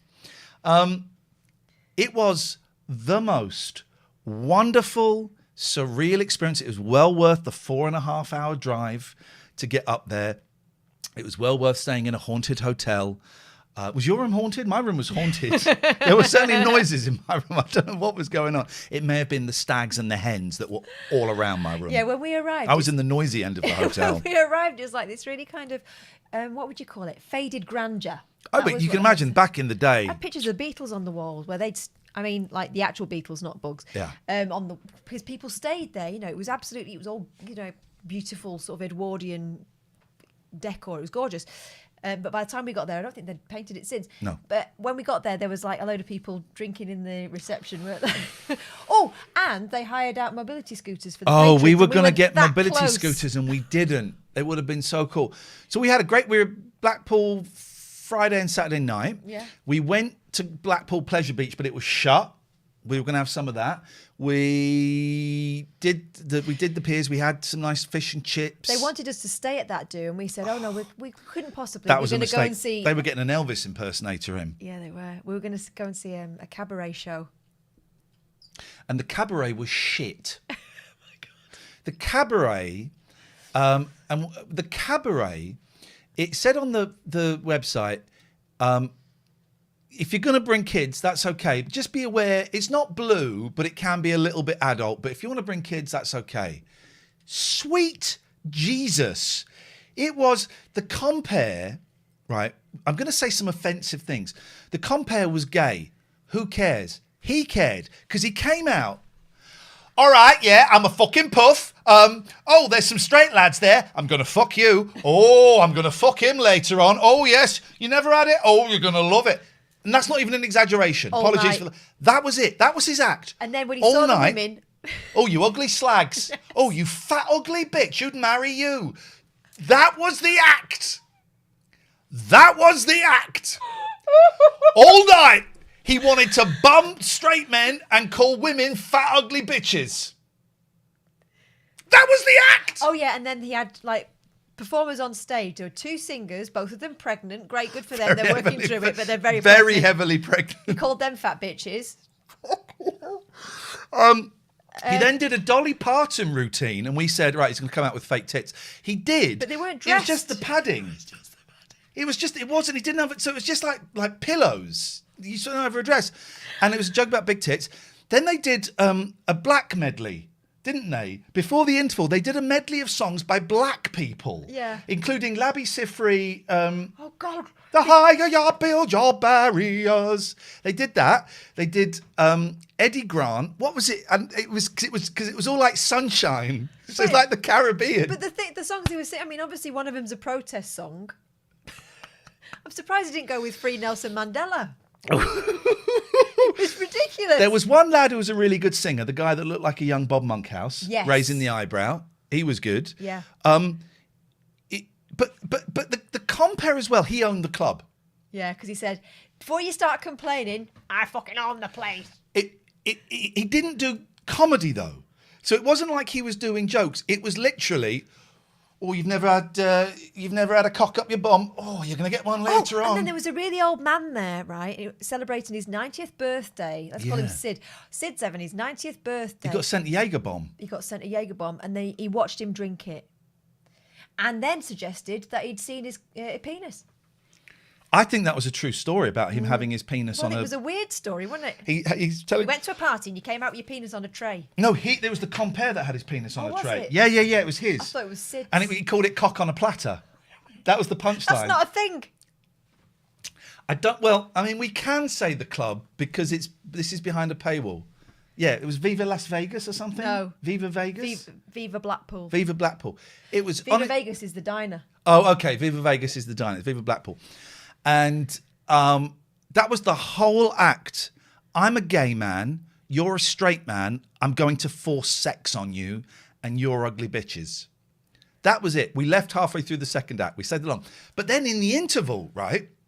So me and Kath have been enjoying the show. In the interval, we got our phones out, as one does. This was early days of my digital detox. I didn't have my phone. And then suddenly, I feel these arms over my shoulders, and I can smell booze, and there's a face there going, and it was a woman. And I thought it was going to be, you're the strawberry guy. Yeah. So I thought that too. So I was like, okay, well, whatever. This I've been watching you all night, and you've been ignoring your wife. And I said, well, I have been because my wife's not here. That lady there, you've been ignoring her all night, and I've been watching you, and you're not giving her what she needs. That was the phrase. You're not giving her what she needs. And I said, I know exactly what she needs. She needs you to fuck off and go and sit back at your table. Is that what you said to her? Yes, I did. At which point I thought, oh, this isn't it asking for a selfie. What's going on here? And then for the next 40 minutes, I'm sat there fuming. Going, oh, she was literally just sat behind me. We walked out, and she didn't look at me. I don't think she even remembered it. She was having a row with her husband. She was having a row with her husband. Yeah, projection. That's what you call projection in the business. It was awful. I didn't know that that's what the conversation was. Otherwise, I would have told her to. You're not giving your wife what she needs. My wife ain't here. I think by doing that, I am actually giving my wife what she needs. By being nowhere near her. It was insane. It was weird, wasn't it? Honestly, that cabaret, and I'm sorry for the language, I won't do it again, but it was a real holy shit, he's doing this, and he's doing this every time he comes out on stage. It was like an onslaught, wasn't it? Yes, Richard, she was not giving him what he needed. I did feel like saying something to her, but I thought better not. But it would have only kicked off. It wasn't even the cabaret. It was him coming out being offensive. Then they'd come out and sing. Then he'd run around like being like gay. They did a Lord of the Dance routine. What did they call the Lord of the Dance routine? Gay Lord of the Dance. because he was gay. I don't know if you mentioned that. Then he did a weird thing that didn't make any sense. He said, "Oh well, during furlough, everyone got furloughed. I got furloughed, and during furlough, to earn my money, they made me go and work on a farm." Well, that whole premise doesn't work because during furlough, you weren't made to go and do anything. Does he mean the Second World War? During furlough, no one went and did anything. You were paid to stay at home. During furlough, they made me go and work on a farm. So I made a film, and here it is. And the film was him, right, in dungarees with nothing underneath and one strap undone. And then, right, imagine Catherine's a sheep, right? So he'd look over at the sheep, look back at the camera and go... like he was going to have sex. Then he did it with a tractor. There's a tractor, and he's like, "Oh." Well, this was before tractors became popular in the House of Commons. Yeah, exactly. It was like him looking at pigs and then looking back like he was going to have sex with it. You would though, wouldn't you? Like he'd seen a straight man from a stag party in his club. It was awful. Charitable way to describe it was old-fashioned. Truthful way to describe it was shit. Shit. Jim says, "Did you find a Goodnight Sweetheart style wormhole into the 1970s?" It was. I mean, I'm glad we did it. Do you know what though? I felt really sorry for everyone else acting with him on that stage because they were all kids, weren't they? Yeah.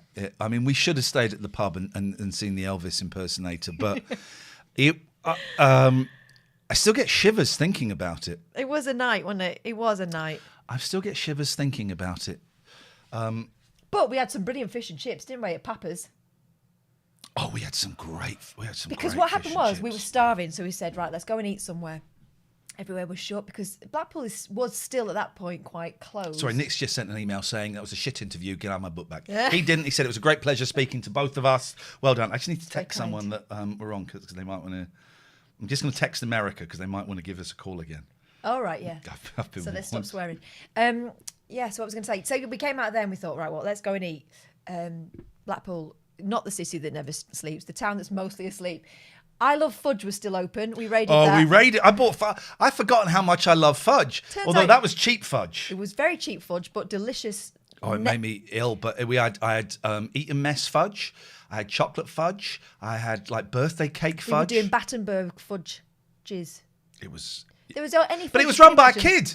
It was like a 12-year-old kid. It was flipping free. Nothing we are saying tonight about Blackpool is an exaggeration, right? It's all completely true. Lulu knows. Lulu's in the chat. So, where else did we go? We did spend a tenner on fudge. That was great. We did. You bought me, because I'd never had one. I'd always wanted, do you know those walking sticks filled with Smarties? Not Smarties. Market Smarties. I'd never had one. I always wanted one, and Kath bought me one. Yeah. And those Smarties made me vomit. And I bought both of my girls those sticky rock dummies that end up, they look like a great idea. Sort of boiled sweets, aren't they, on a chain?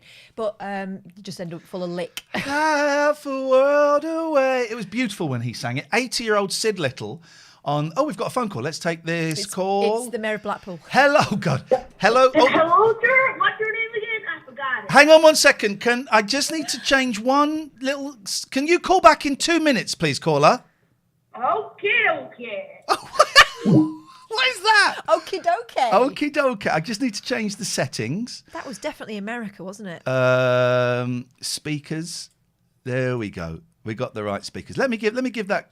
I think we can call America from here. Let's call America.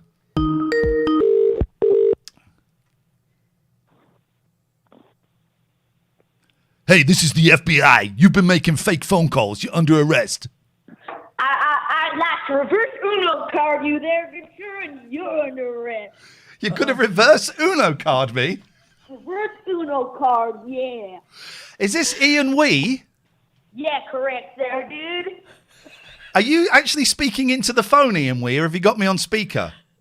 I'm speaking in the phone now. Is that all good? That is all good. What's been happening in Texas today?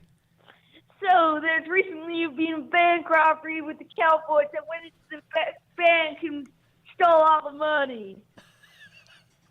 Cowboys? Cowboy bank robbers? Yeah, and they stole the most valuable thing. The mini eggs.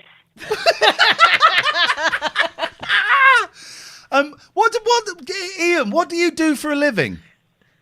I rob banks. Oh my God!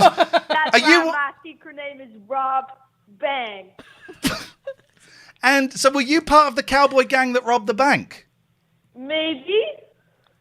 Very, very clever. Very clever. How them mini eggs taste? They're good. I got some right here now. Yeah, exactly. It was you. You did it. You did the robbery. You just confessed. Luckily, Lollers, you're confessing to British people, so we can't. We haven't got jurisdiction. We haven't got jurisdiction. Can I ask, did you vote for Donald Trump? No. I voted no one. They're all dog water. Dog water. And what are you? I guess it's the afternoon over in Texas now. What are you doing, Iain Lee? About to do what my name says. My secret name. Oh, what? Hang on. Which one? The Wii or the robbing the banks? That one. Okay. It's just my name. Okay. All right. Well, it's been interesting talking to you, I guess. I wish I could say the same to you. Burn. Sick burn. Go away, you horrible, horrible bank robber. Dog water. Oh my God. Who called you dog water? That was so rude. When they say dog water, do they mean dog wee, or do they? No, they mean the water that a dog drinks. Oh. Yeah. Okay. Yeah. 0203. The phone lines are open, guys. We're back in business. We're back in the New York groove. 0203 286 6370 is the telephone number. If you want to give us a call, you're very, very welcome. He did do me there, Vaders. Absolutely did me. Absolutely did me. Someone's going to get a smack bottom when I go to America next. We're back. The phone lines are open. This is it. 0203 286 6370. We won't repeat the Zoom trick that we did yesterday. We'll save that maybe for next week. That was fun last night. It was. And what's interesting is a lot of the people, well, some of the people thought they were going to watch a show. But also some of the people didn't know who we were. They'd just seen it retweeted and thought, oh, let's click on this link. Mostly kids, I would suspect. Although they did say they were a lot older than their voices. I wonder if we can do the. Who's this saying the link doesn't work? Oh, that's the link for the show yesterday. It's buggered. Let's just put, guys. I'm gonna just put the phone number out, right? Let's see what happens. And let's just see what happens. They won't phone a phone number not knowing what it is, will they? Mind you, they clicked on those links. So I'm just going to tweet. Call. How do you spell happens? Call 0203 286 6370 and see what happens. So I'm just going to post that out there. If you guys could retweet that would be really helpful. Share is trending. Oh no, why? Don't be careful. Come on, because that's what everyone does. Oh, I saw share trending and I thought something had happened. I'm not tweeting it, but I'm going to think it. You can't do me for thinking it. Is it just her being brilliant? Cher announces something is coming on her YouTube channel on the day of her birthday, May the 20th. The Do You Believe tour will be remastered and uploaded. All right, baby. 0203 286 6370. So if you could just go and retweet that. Let's see. Gatford says, I wish I hadn't known who you were. What? Rude. Very rude. Shots fired. Dog water.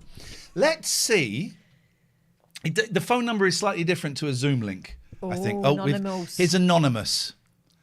We don't normally do well with anonymous. Let's see. Yep. Oh! Anonymous bottler. Anonymous bottler. Anottler. I didn't know I was going to be able to say that, but it sounds good. It sounds good. Feels good. My eldest laughs at my youngest because of the way she pronounces double T's. TT? My eldest says little and bottle. Yeah. And my youngest says little and bottle, which is the correct thing to say, of course. Hello, caller. Oh, it's working. Yes. Oh, it's working. Yes. People are calling. Oh, it's working. That's exciting, isn't it? We missed a call here. Oh, we're suddenly feeling potent. There's a call we missed. It won't last, so hop on it quick. Hello. Hello. Catherine? Glennie? Yeah, that's me. How are you? All right. How are you? Nice to hear from you. What's going on? No, I'm on a train, which is moving quickly. I'm worried about signal. Don't you worry about signal. Don't you worry about that. How you doing, Ian? I'm doing very well, Glenn. You now, did you call us because you saw the tweet, because you're watching the show, because you're bored? No, I saw the tweet, and I thought if I dialed the number, that would save it in my call record so I could call it when I was off the train. However, I'm still on the train, and now it's a moment of panic because I'm worried that I'll get cut off. Well, you get cut off. You get cut off. That's not everyone gets cut off eventually. It's life, Glenn. We're ready for it. Excellent. So, do tell me, are you ever going to do a tour again? No. Okay, No. Fair enough. We will do like the odd show. I was thinking we should probably book in another show in Luton, but no, too stressful. I have a copy of your book that I would like to get signed one day. So, what's the easiest way to go? Is it easier to come and see you somewhere south of the Scottish border, or is it better to order a signed book on your store? Well, you've got the book already, right? Yeah, I do. Yeah. Send us an email, and I'll give you an address you can send it to. All right, perfect. Thank you. But don't share that address with anyone. Oh no, yeah, we need to do so publicly. I'm arriving at my stop now, so at least we've not been. All right, Glenn. Well, should I cut you off? Safe onward travels. Well, it reminds me, we've got to do a video for someone right at the start of our month off. Someone paid for us to do a video for them, and I spent the money. You're a cocaine addict. And we didn't do the video. We got a voice message. Okay. Hello? Oh, hello. Hello? Hello. Hello. That was a lady's voice. You're not used to that, are you? That's rude. What's your name, caller? Henry. Hello, Henry. What are you up to? Oh, this is the most fun! This is the most fun. Why has this never worked before? What's happening? It's Friday night. But it worked yesterday. It's Friday night. It's Saturday, Sunday. What? This has never worked before. And yet we've had 2 nights in a row. Yes. Keep retweeting it. Keep retweeting it, everyone, if you can. Put it on your Facebooks, do whatever, that phone number. Because I am loving this. So this was the voice message, was it? Let's call them back. Let's see what happens. Is he saying doc or dot to dot? Don't know. Ask him. He won't answer. You phone back, no one answers from a... Hello? Welcome to the EE voice. Oh, yeah, I knew it. They never do. I wouldn't either. No, of course not. I wouldn't. I'm stupid. That Crazy. guy never phoned us back about the car. I'm taking some hope from that, because if it was been terribly annoying to him, he would have got it done first. We bumped into a car. It was nothing major, but it was. We said we'll pay for it. We'd rather pay for it than look. But he's not got back with how much it's going to cost yet. And That's today was supposed to be the day. Yeah. And also, I told Direct Line to shove it today. Well, I didn't actually. Oh yeah, what happened? They didn't with ask. That? So what's the beef with them? Right. I hate insurance companies. They sent me a thing through yesterday. Yeah. And they've changed my policy number, which makes me think they must have sold it to someone. Okay. But they said, right, we're going to auto-renew on the 26th. It's going from something like £550, which, by the way, I didn't realise I was paying that much. I've been with them for 20 years and never really checked it. My mistake. We're bumping it up to 890, and then with an extra £89 for credit charge. And I was like, no, you're bloody not. So I went and compared the market, etc., and managed to get it for less than £400 with more stuff on it from Churchill, which apparently is the same company. Yeah, they're the same thing. It's weird. I don't get it. Anyway, I went through quickly. Part of it's being a new customer, isn't it? You get preferential treatment. Are they going to sort of gradually build it up over the next 20 years? But listen, so I went because you can do it online and go with Churchill. So I sorted all that out. Yeah. But you have to tell them that you're leaving, right? So I rang and I couldn't do that online. It sort of put me through this bot, and then it said you're going to have to ring us. I was on for half an hour waiting because I think everyone's changing, because obviously everyone's checking where they might not have before. Hold that story, please. Hello, caller. Gone. I think just call them back, because this is lovely. What is exciting is people are phoning Not knowing what it is. Not knowing what it is. They won't answer. Look. They must be shitting themselves at this precise moment in time. Terrifying. No, okay. All right. I'll just keep an eye on that. So, rang them up. I was on for half an hour with all this kind of bollocks about your call being important and then wanting to get to you. And then when I finally got through, the guy who must have he sounded beat. He sounded like he'd had enough. He said, "How can I help? I want to cancel my auto renewal." Okay. When? Well, before it auto renews. Okay, that's done. Didn't ask me why. Not curious. Didn't try and talk me round. Nothing. None of that. I get the feeling, and maybe the half-hour wait time is telling, that everyone's double-checking now. Everyone. Same reason why people are cancelling the Netflix, because it's all like everyone's trimming back. I cancelled Netflix, which is why we reduced the fees on this, and thank you so much for staying with us. We really, really appreciate it. And as it gets tighter and tighter, if you drop off, that's so cool. You never need to tell us why, but that's why we kind of... Here was my benchmark. I like Sean Kidney, so this isn't a dig at Sean. But for £4, you get one show a week. For £4. For $4.99, you get 3 shows a week. You get podcasts. If you pay a little bit more, you get the Zoom stuff. All of that. You get hundreds of hours of stuff. But yeah, I cancelled Netflix because I just thought this is like Blockbusters. If you go into Blockbusters at like 9:30 at night when all the good stuff is gone. This is it. It's shit. So I got a Hooky.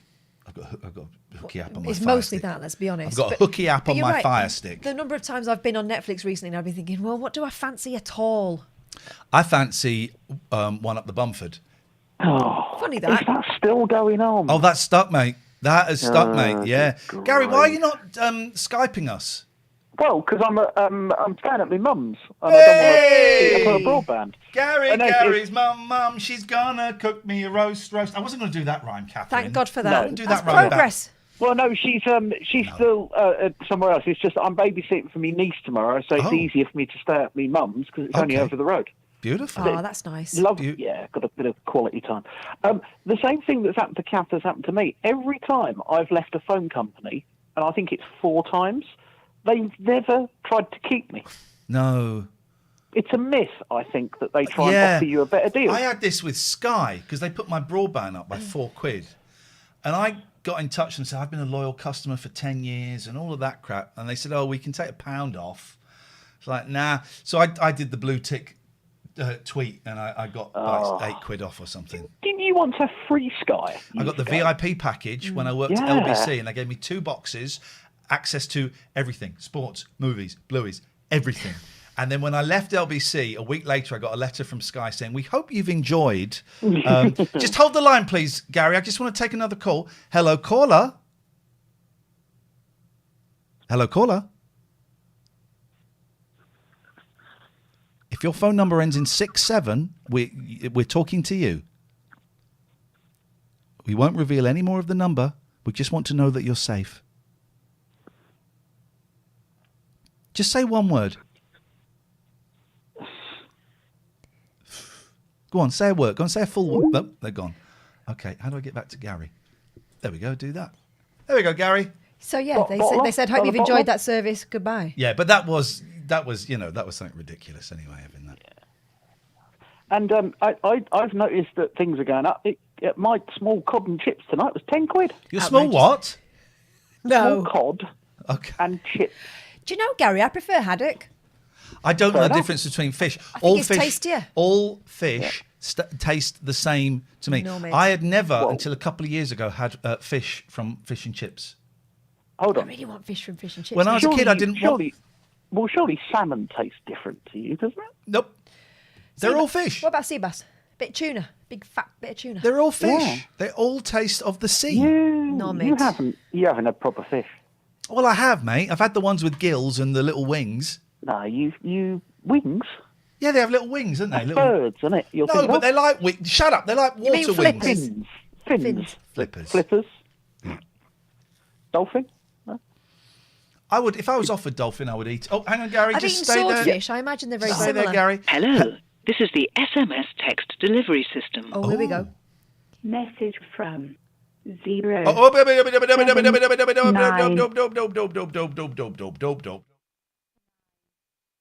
This is There we go.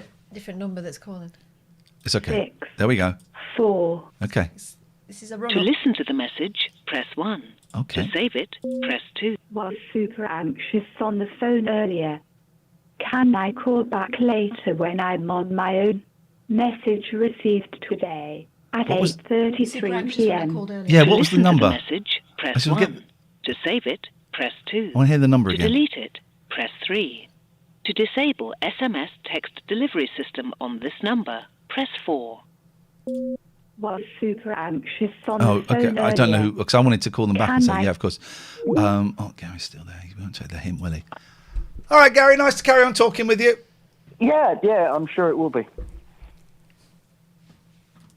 Salt and vinegar or just salt? Oh, and vinegar. Here's how you do it. Yeah. How you do it. Vinegar, vinegar, vinegar, vinegar, vinegar. Salt, salt, salt, salt, salt, salt, salt, salt, salt. Vinegar, vinegar, vinegar, vinegar, vinegar. Well, that's how you do it. Bread and butter. Bread and butter. Oh, no. No. You don't let the shop do it. Do you want salt and vinegar? Yeah, I'll do it, mate. I'll do it. Yep. No, but they're behind like a thing, counter, aren't they? I can't just, here are, mate. I'll do No, it because myself. you're counting. Sometimes they stick it on the top for Yeah. you to do. Well, they didn't. So, Pickled and egg, I wasn't sure. mushy peas. Not a pickled egg, No. no. Beautiful. Mushy peas? Why, you northern? Well, that's offensive Why are to you both saying of it like us. that? That's offensive to both of us. One of the greatest nights of your life was the night that you experimented. Oh, God, me and Catherine experimented. Well, she'd done this many times, and she taught me the ways. We went to a chip shop in Manchester and we had pie, chips and gravy. Gravy. That's not gravy. That's like Bovril that they're pouring on it. It was good. I am hungry now. I am goddamn hungry. I'm going to retweet that phone number because I'm enjoying this. I wish more of them would talk. Oh, Hugh can come on now because he sent me his website. Come on now. Because Hugh's the actor, right? Yeah. And he sent me, let me just retweet that phone number. He sent me a link to his website and I've saved it. I've been meaning for ages to look at his website. Here we go. This is it. We're in. Which tab are we on? I can't see what tab that is. There it is. Right. Let me move Skype. Oh, God, I've got all these different windows. Solutions to life lie within you. All these different windows. Skype. There we go. So this is, you remember the actor? What was his name? Hugh, but also Gerald? Yes. I can Used do to this. work in a call centre, alien experiences. Yeah, he was going to make a movie about an alien or something. So this is his website. Currently filming, The Solutions to Life Lie Within You. Gerald's Mission was the movie. Pre-production. I was also working on Gerald's Mission 2. What's this, Girlfriend 2.0? The Creature from Mumbles Pier. Gerald's Mission 3, The Legend of the Clyde Valley Country Park Bigfoot. Girlfriend 2.0. Can't click on that. That's funny, that. The Characters of Mumbles Pier. Okay, well, let's see if we can click on any of these. Let's go to the homepage. Okay, that's the homepage. The Solutions to Life Lie Within You. Here we go. This could be... Oh, okay. We got a thing. This is my little video. Right. Oh, you can't see. Hang on a minute. Why is Ian singing Riders on the Storm? Riders on the Storm. That's why. Okay. About SOS, mental health crisis and survival. Okay, all right. Well, that's very, very good and excellent work for that. So that's that link. That's that link. That's good. GeraldsMission.com. There we go. This is what we're after. More roofs to repair, more houses to clean. Oh, look, he's done it. That's actual space, that. He's got special effects and everything.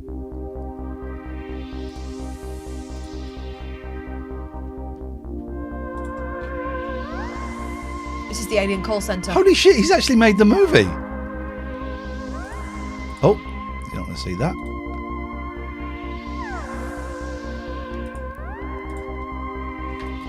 This is actually decent. Weren't we supposed to be in this? We were going to get a part in this.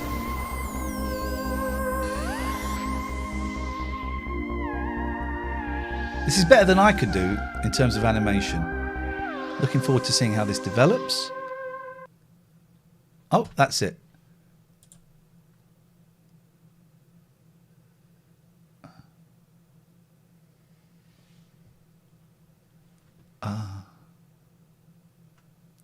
I don't know whether is that been sponsored by Auntie Ella. Well, anyway, I've invited. Hugh's just asked me if he can come on the show, and I've invited him on. He can come on at a moment's notice. Drop of the hat. A drop of the hat. We haven't missed any phone calls. It's interesting, and this is nowhere criticism. It's interesting. I really thought when I did the show on Wednesday that there would be more calls, and I was kind of thrown that there weren't more calls. How do you feel about coming back? I'm actually happy to come back. I like doing this show. It turns out, but I've had a lovely time doing other things. I could live a different life. I'm enjoying these shows, and I think we're bringing. I think the month off. I think the month off has done us the world of good, and I think reducing the fees has done us, and it's helped a lot of people stay on that perhaps wouldn't, and that felt like a bold thing to do, but actually it's worked really well. I think the shows we're doing are great, but I enjoyed the month off, and I had a glimpse of what my life could look like. Yeah, I had a little glimpse of what it could look like. I like me likey. Well, you're doing a lot of work on shifting your, what is it called, your locus? Moving my locus of evaluation from external to internal. Thank you, Mr. Carl Rogers. Which means not really seeking approval from strangers anymore. Yeah, or not just from strangers, from anyone. But I'm having a low bipolar swing. Honestly, I was in tears before you came round, and it's fine, it's cool, and it's fine. And intellectually, I know it's fine, and it'll pass. But I was thinking, Jesus, I'm such a terrible dad. All this stuff was going on. I know it's nuts. Also, it looks like Japan might open in June, and suddenly I thought, oh shit, I don't think I can do it. I haven't got the money to take the. Blah, blah, blah, blah, blah, blah, blah, blah, blah, blah. So, but that's a thing, and that will pass. But it's on me at the moment. It's kind of come from nowhere. Have you had many stay at the old prices? Yeah, a load of people have actually, which I was really surprised. Mm-hmm. Really surprised by it. But loads of people taking it's a £5. It's a £5. If no one's going to call, which is what it looks like at the moment, then we watched that. I've got to clean this up. We watched Candid Camera. Oh, I wanted to see that. That's at the top there. Celeb Rehab, yeah. Les McEwen. It's going to be heavy. Do we need to go light for the first one? I think we need to go light. I do want to watch. I'm really going through a big Bay City Rollers thing, and I got Scott to make this up for me, right? And I do want to watch. Let's have a little look at the opening of Celebrity Rehab, but it's heavy, and I think it might be a little bit too heavy for the moment. Yeah. So, but let's have a little look. Celebrity Rehab. Let's just see who's in there. I remember thinking at the time, Celebrity Rehab stars who sadly died. Putting Les McEwen. Oh, I spelled his name wrong. I mean... Oh, yeah, it's going to be heavy, this one. Well, we should give you maybe a trigger warning. I told you what he talks about, which was fascinating to me. There we go. Les McEwen, ladies and gentlemen. Here we go. Les has made progress in accepting his parents' death. I feel so sorry for Les. So sorry. The therapists know that there are deeper problems to address. Is it something you don't want to talk about? It's not. No, I don't know what happened, but it's not that you prefer not to talk about with the cameras on? Okay. Yeah. But it's not like I don't want to talk about it anymore. It's just like, fuck it. I've forgiven myself. It wasn't my fault. I wasn't to blame, and I'm not going to carry that guilt around. How old were you? Let's watch it another time. We'll set that up as a thing. He's talking about being abused as a young man, and it was by his manager, Tam Payton. It's a horrible, horrible story. We'll talk about that. We'll do that later on, but that's a little bit too much for now. By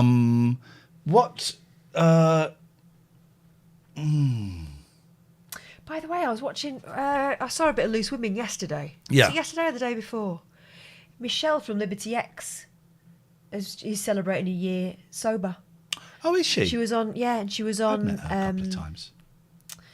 She was on Loose Women talking about it, and she read this letter out from her husband, and it was incredible.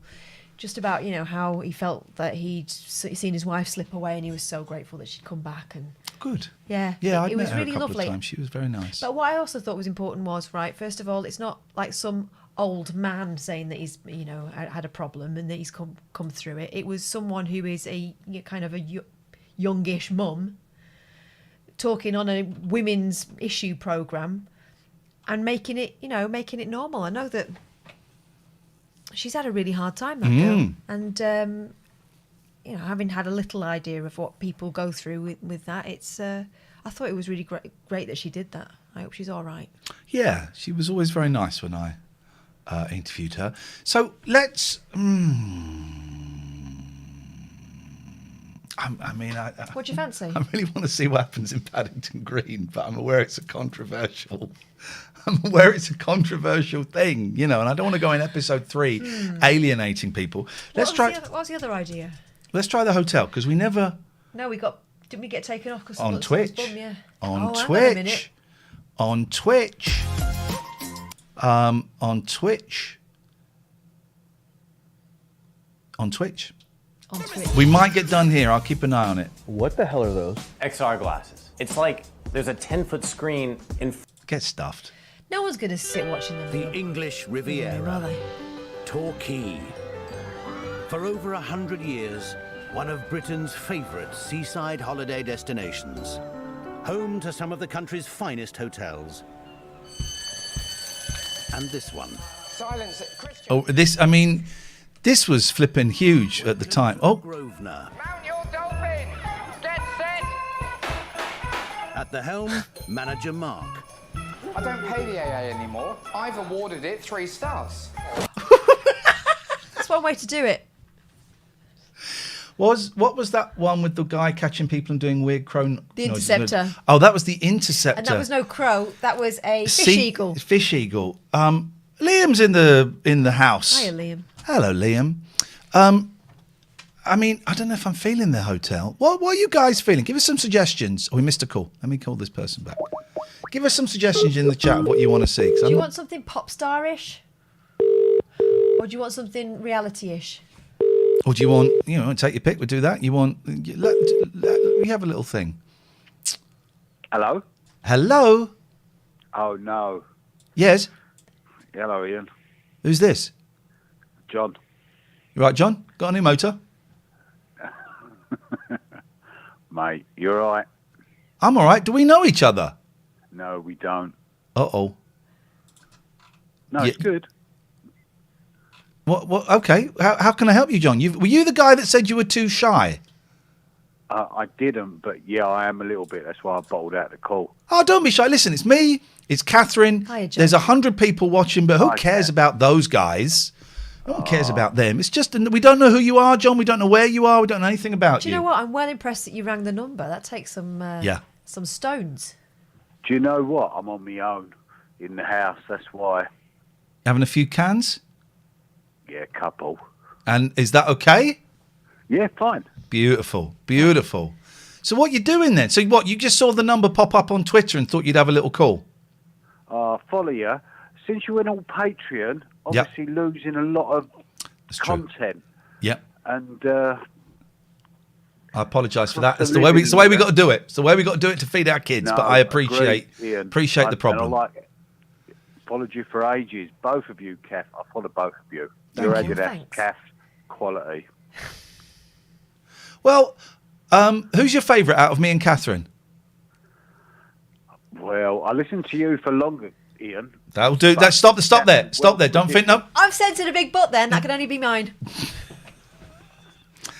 Well, listen, we are going to be putting out slightly more free podcasts. Brilliant. Like 20 minutes. We're going to put out the guest from tonight. I do realise that I should obviously be paying you for No. content. No. Please don't feel guilty. We're aware that times are really tough, and unfortunately, this is the only way we can feed our kids. But if you look for Radio Anywhere on your podcast feed, you'll start getting some of these shows popping up. Brilliant. So you can have a little listen, a little cheeky listen there. Listen, you have me and Catherine. Is there anything that you've always wanted to ask us? Because now is the time to do it.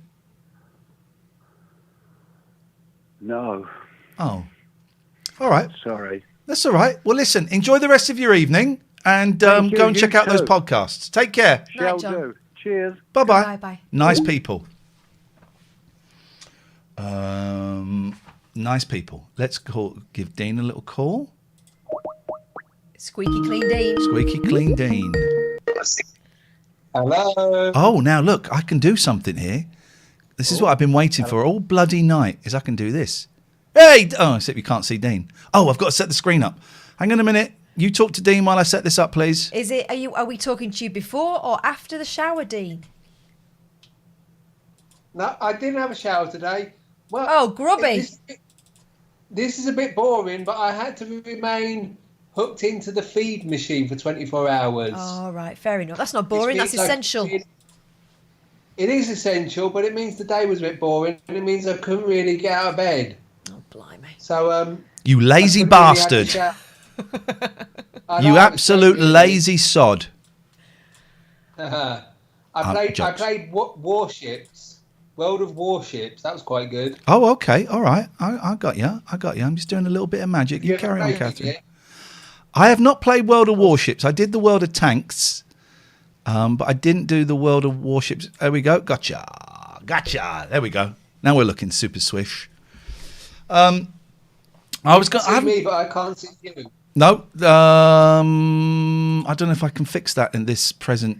You could not connect your selected camera. I cannot fix that at this precise moment in time. You just have to imagine that we're here by strange dint of it being a Friday. We're both naked, and I just wanted to say the word dint.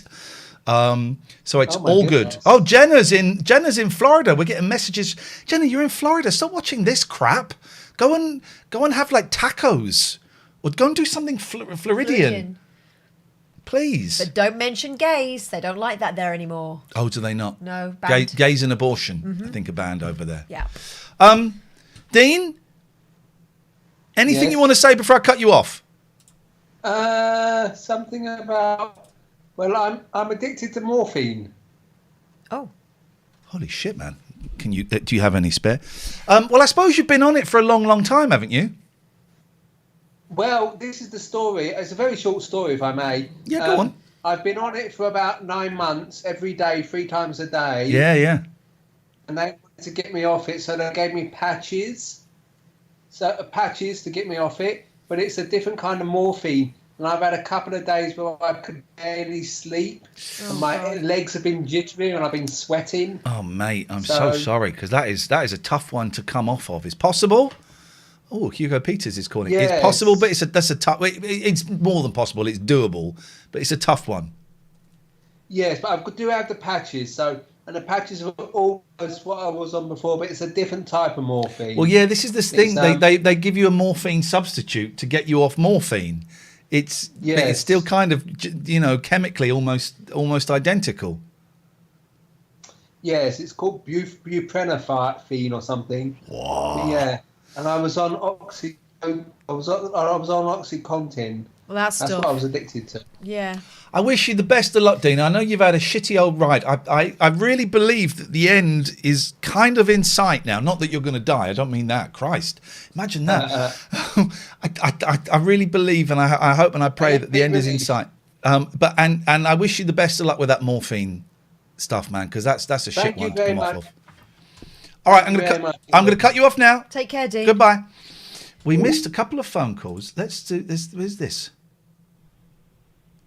Hello there, this is Steve Maglow. Oh, Steve Maglow. He's does the retro. He does retro video games. All right. Sounds like Should we give him a call back? Yeah. Fascinating person. Steve Maglow does retro video games. Good luck, Dean. Hello, can I speak to Steve? Can I speak to Steve, please? Hello there, is me, Steve, speaking. Is that Steve? Who am I speaking to? It's Iain Lee and Katherine Boyle. Is that Steve Maglow? Hello, Steve. Oh, good evening there. Are you speaking into the phone, Steve? Hello there. Can you hear me now? Hello. Am I right? Are you the retro computer guy? I used to do retro computer game videos on YouTube. Okay, and you don't do that. I got dragged down a dark path, and bad things happened to me. What? So what? Do you mind? What happened? Conspiracy theories. What do you mean conspiracy theories happened to you? I got rolled up in some conspiracy theories and stuff like that. I said some things on YouTube that I regret, but I can't take the videos down because I've lost my password. So literally, like, all over the place at the moment. So you would do... I just come to the conclusion that some of the stuff I was saying was just outrageous. So I remember, because Steve would play, like, Chucky Egg. Yeah. How do you go from Chucky Egg to 9/11 was an inside job? And there are no birds. Well, the thing is, right, that, you know, when you're playing video games, you got a lot of time to think and stuff like that. And I just realised that I was doing it through an emulator on my computer, which I think is illegal, and I apologise for that right now. Wow. So I was doing that, but I was also looking at the internet and stuff, and I was reading stuff that I was believing, and I got sucked off, and I got sucked into it. So, yeah. Anyways, I got your number because it's Iain, right? Yes. Yeah, we were in communication before. When I was a video game YouTuber, yes, you were very supportive of me, and I lost my way. And I called out Buzz Aldrin and stuff like that, and I apologise. I always apologise for that. International, he don't like that, does he? International hero. You're lucky you didn't call him out to his face, because he'd have lamped you one, mate. Well, I've never met. I'm in Norwich. I don't think he's ever come to Norwich. What was it? Was it drugs? What was going on, Hugo, that made it so enticing? Loneliness? Not Hugo. Steve. Steve, sorry. I don't know where it was really. I had an emulator that I downloaded from the internet illegally. Yes, you mentioned the emulator. I was streaming it. Well, not streaming it because that didn't exist when. You know what you're doing now? Yes. Well, you couldn't do that then. You used to just upload your video on YouTube. Yes. Okay. So I used to do, I was asked. Sorry. Yeah, Steve. I was asking. Were there drugs involved? I can't quite understand the leap. Well, I mean. From Ant Attack. Is K-Li drugs? K-Li? K-Li? What's Sherbet? Sherbet. I don't think K-Li is. I think Spanish might Rainbow Crystal sends my brain crazy like a fizz or something. Rainbow Crystal. Okay. Well, Steve, what are you doing these days? Well, the reason why I'm phoning you is that I've lost my password. I can't get on to the YouTube. So I was wondering whether because you were when I knew you before a few years back, you were a technical whiz. I thought I'd phone you up to see whether you might be able to sort me out with maybe trying to get into it so I can take down some of those conspiracy theory videos. I can't do that, I'm afraid. I'm locked out of one of my YouTube accounts. Have a guess at what his password might be. Is it 1234? What, your password? No, yours. No. Yeah, no, yours. No, there wasn't that because. I know that's stupid. All right, was it 5, 6, 7, 8? Lose weight. That would be a bit clever. Yeah, it would. No one thinks of that one. Look, it wasn't that. As I tried. Oh, Jesus Christ! Are your conspiracy videos called "On the Right Track" with Steve Maglow? That's what they were called, yeah. Because I've got them here. Would you mind if we watched one and maybe? Can we watch them? No, you could maybe debunk them. I want to take them down. Well, so you've gone from playing Citadel. Elsewhere. Still on there. I can't get on there. I tell you what's very popular on YouTube. The official apology. So you could do that, and then we could look at them, and you could say. All right, Steve. So Steve, we're going to let you go. We're going to watch one now, okay? No, don't. Please. Okay, Steve. Thank you. So we found his YouTube channel. Yeah, there's one with Buzz Aldrin on right up there at the front. This looks absolutely bob on. So let's have a little look here. So this is Steve Maglow. He's gone from playing Citadel, for those who know what I'm talking about. Here's On the Right Track with Steve Maglow. Okay. Hello, this is Steve Maglow, former YouTube gamer, seeker of truth. He sounds a lot more confident here than he did. Well, that was when he was under the influence. This is On the Right Track with Steve Maglow, episode 2. First, I'd like to draw your attention to this comment that was put on YouTube following my first episode. I don't know whether you can see that there. Ben Beckford says, fascinating stuff, Steve. So when are you firing up the BBC micro emulator again? I won't be, Ben. I will address this now. The reason for that is because there is no time for gaming when people are telling falsehoods and are lying to us. This is not the time for gaming. This is the time for action. And action. Holy shit. To uncover the truth which is being hidden from us by dark forces, the higher ups, and this. Why are you getting subtitles on yours? Why are you getting subtitles? I can take them off. No, I want to see if it reads my voice. Okay. Why, Catherine, why are you getting subtitles on your YouTube? It's quite simple. It's because Kath is the best. Kath is the best. Yeah, now turn the subtitles off. Kath is the best. Silly. It's not a time for gaming, Ben, so just making sure that you are aware. Now, this fella here is the main crux and topic of the episode tonight, which is a fella called Buzz Aldrin, who is an habitual liar. Flippin' heck. Wow, we went straight in. What are you laughing at? Kath is the best. Right. Kath is the best. Kath is the best. At the moment, there's a lot of talk about Apollo. Robin, I've seen your call. We'll give you a call back in a bit. And the moon landing 50 years on, which is probably one of the biggest falsehoods ever. So this is Buzz Aldrin from his Twitter feed a few days ago. There he is. And we're going to have You ever read Buzz Aldrin's autobiography? Nah, I don't fancy it. Oh, it's incredible. His life fell apart. Oh. NASA didn't really want anything to... He'd done it, and then they moved on to new people. He became an alcoholic. He became a car salesman, and the thing in the window said, "Buy a car from Buzz Aldrin." Wow. And he was useless. He was useless, and his life lost all meaning. It was a great book. He's done a couple, but the first one was I always great. had the impression he was a bit cranky and a bit bitter about it, and now I know why. Oh, his life collapsed. Yeah. And like in the 70s, when they were doing some space missions, he phoned up NASA and said, "Right, how can I help?"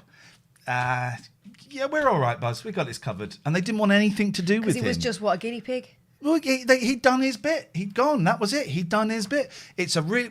Someone can remind me of the title of his first book. I read it years ago. It's incredible. It's from being literally on top of the world to being flat out nobody, lost all self-respect, all self-identity. Incredible story. We'll listen to him now. I'm going to tell you where he's, where he's making things up. So here we Now he's got people like Steve Maglow. This is not good. go.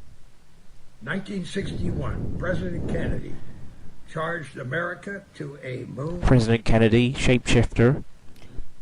landing before 1970. It never happened. The early lander's production schedule. Blah blah blah. Okay, I can't watch this. This is offensive. I can't watch this. I think we understand now why he wants to take it back. I'm going to call him back. Should be ashamed of himself, really. You tell him that. Oh, When the yeah. answers, you tell him that.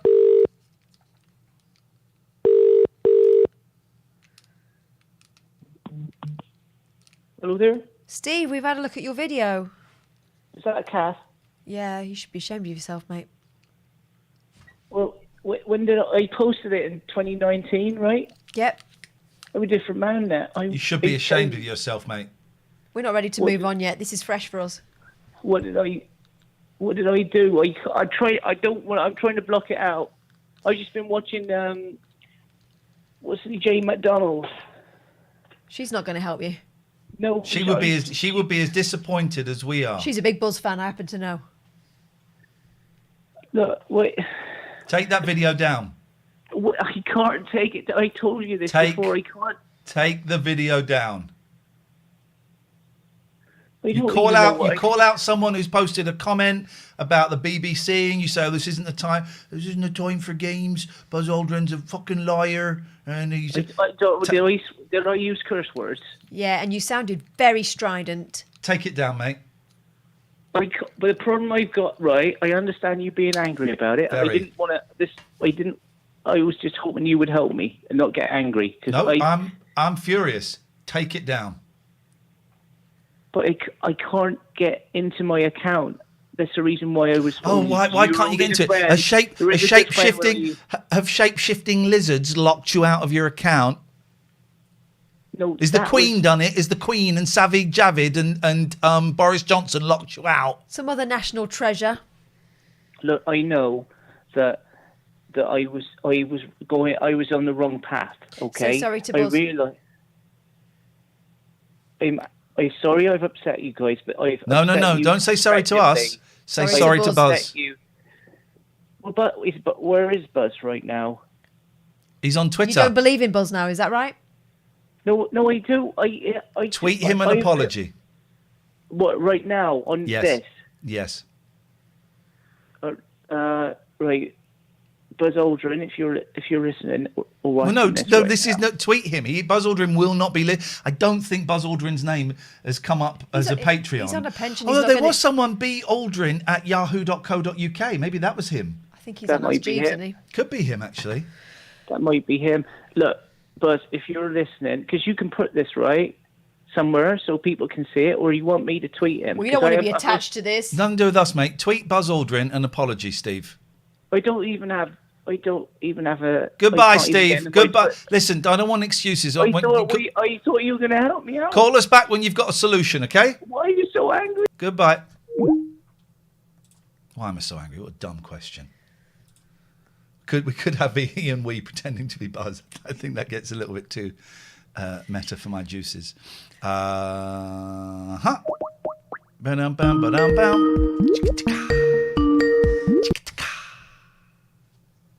Oh. Hey ho, hey ho, hey ho. Why are we doing that? It was a little celebration I was doing by myself, and then you joined in, and then it became a party. I didn't know what we were doing. Oh yeah, hi Catherine, you okay? Hi Robin, yeah. How are you? Not bad. Just. Have you got anything to do with Talk TV? No. But I do have a news to share with you. Remember last time, many times when we have a chat, I told you about visa situation. Yeah. I got a working visa.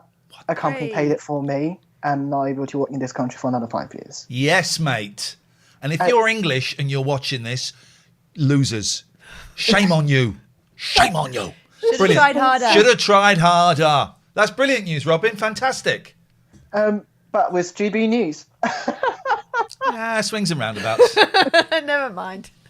Highs and lows. Hey, listen, I would never... We worked under Murdoch. I would never judge anyone for earning a living unless they're being an arsehole like Morgan or Wotton. But you got to do what you got to do. Pay the bills. Yeah, that's right. Yeah, I'm just so excited over the moon. It happened back in February, early March. Yeah. I was I'm trying to get extension to my coronavirus special extension visa, and the Home Office emailed me saying they're rejecting further extension to me and asked me they're going to deport me by the end of March. And not so Pretty Patel. Essentially, just nice to me. And then and then I called the GB News and they're saying, look, I'm being... How ironic. I was going to say, it's an interesting stance from them. GB News have tried to keep you in the I just called them. country. I literally just called them. My friend said, "Oh, you're only used to freelance with them for a few months. They won't bother." I said, "Never mind. Let's give it a try." I just called them saying, "I've been freelance with you since November.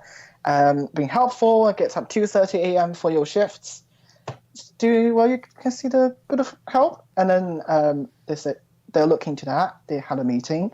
They rang me on the same day, basically in the afternoon. They said yes, they're going to sponsor me on visa.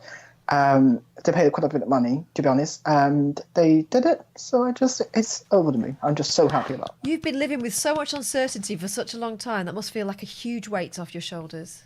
Yeah, indeed. My mom and dad's kind of like, they just don't think that's going to happen because I can't just keep having extensions and COVID as an excuse, sort of. It's going to run out sometime in the future. They're happy about it because I have the stability of my life, and they will be able to visit me one day. Don't know when, but they will be able to do that, and they can just slowly build my life in this country, which is How are your mum and dad getting on? Because China, the COVID situation is still very much, a crisis as far as the government there is concerned, right?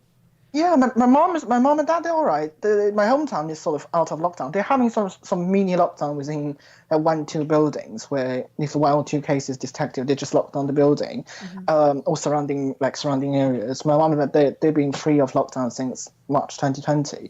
But they did have sort of inconvenience in my hometown because the buses are just keep changing. When there's somewhere being locked down, the buses just either skip the stops there or running around rather than going straight through. Tubes are changing from time to time. Some stations are closed.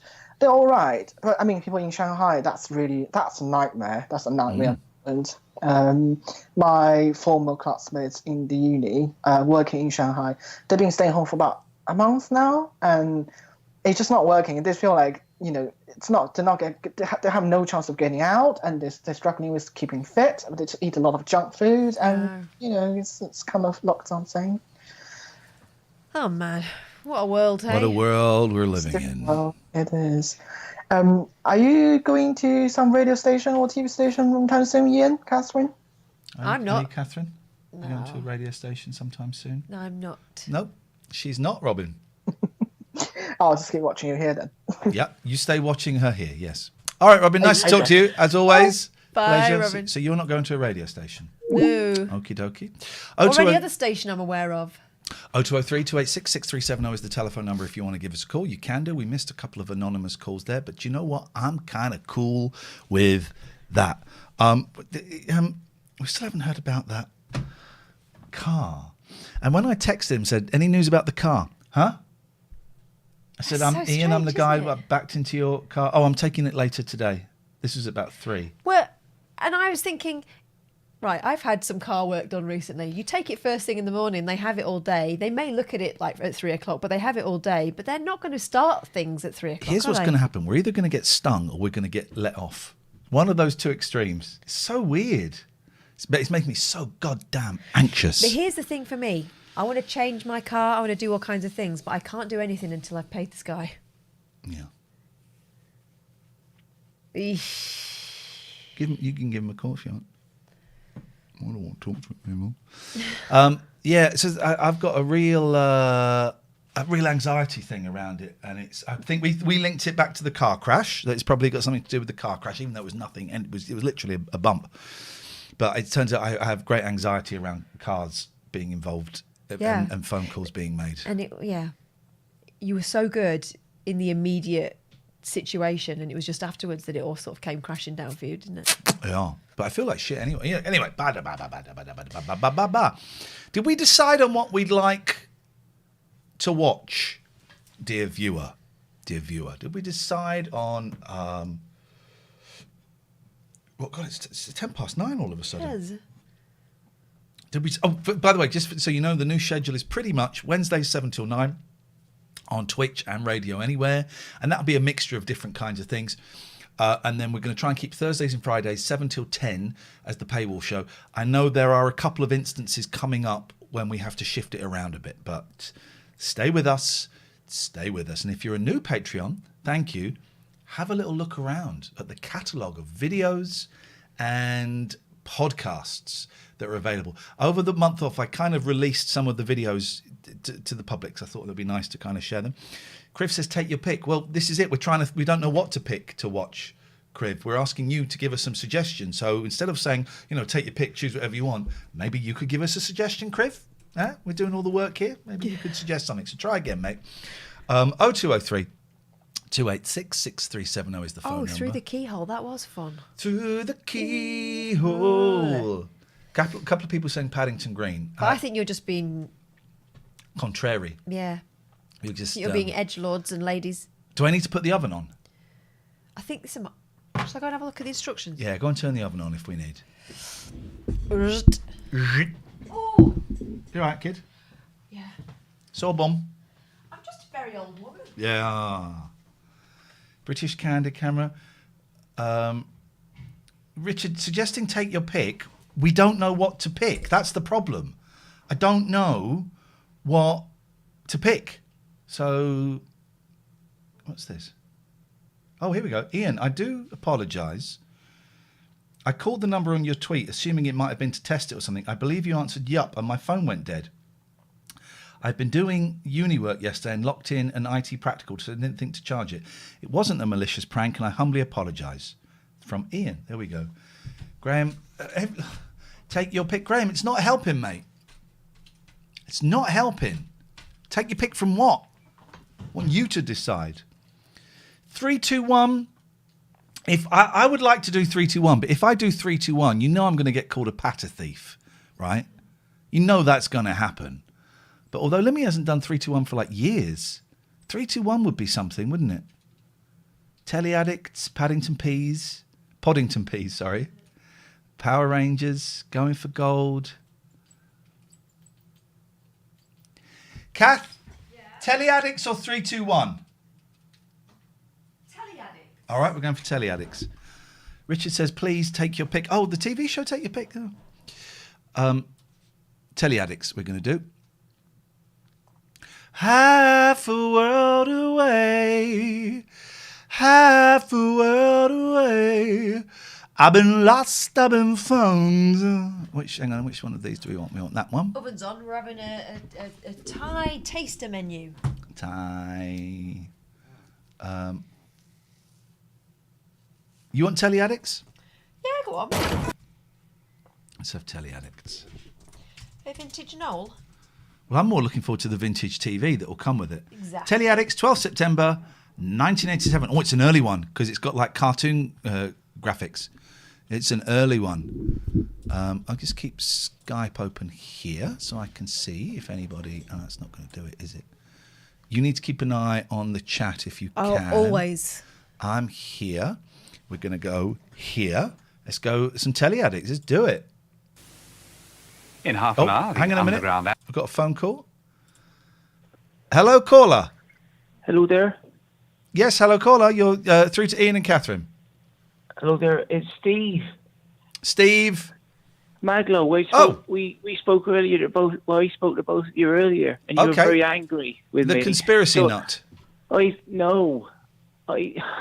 told you it was a mistake. I now realise my eyelids have been opened, and I am now aware of my error of my ways. I did it. I managed to get back onto Twitter, and I've posted something.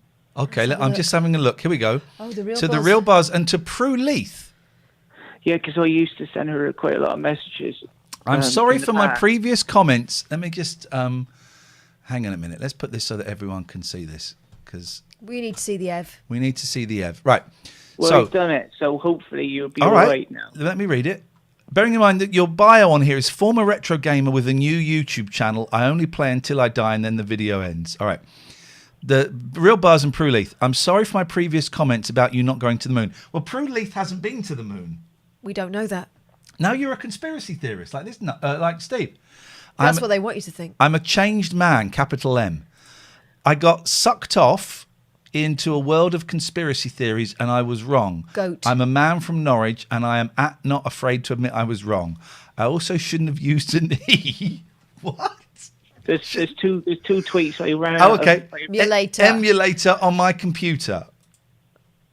Well, you be careful. You'll get arrested with that kind of talk. But then the tweet from the tweet before that from 2 years ago. Imagine a world without blue tack. Now imagine a world without Area 51. Prue Leith.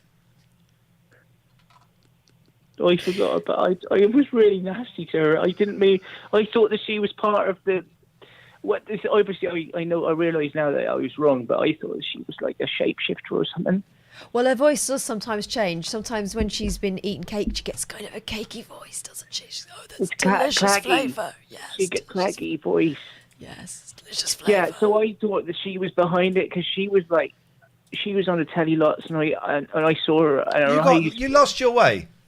I did, but I'm back, and I've apologised now to both Prue Leith and Buzz, and I managed to get back in. Apology accepted. But did you do it because you mean it, Steve, or did you do it to get back into our good favours?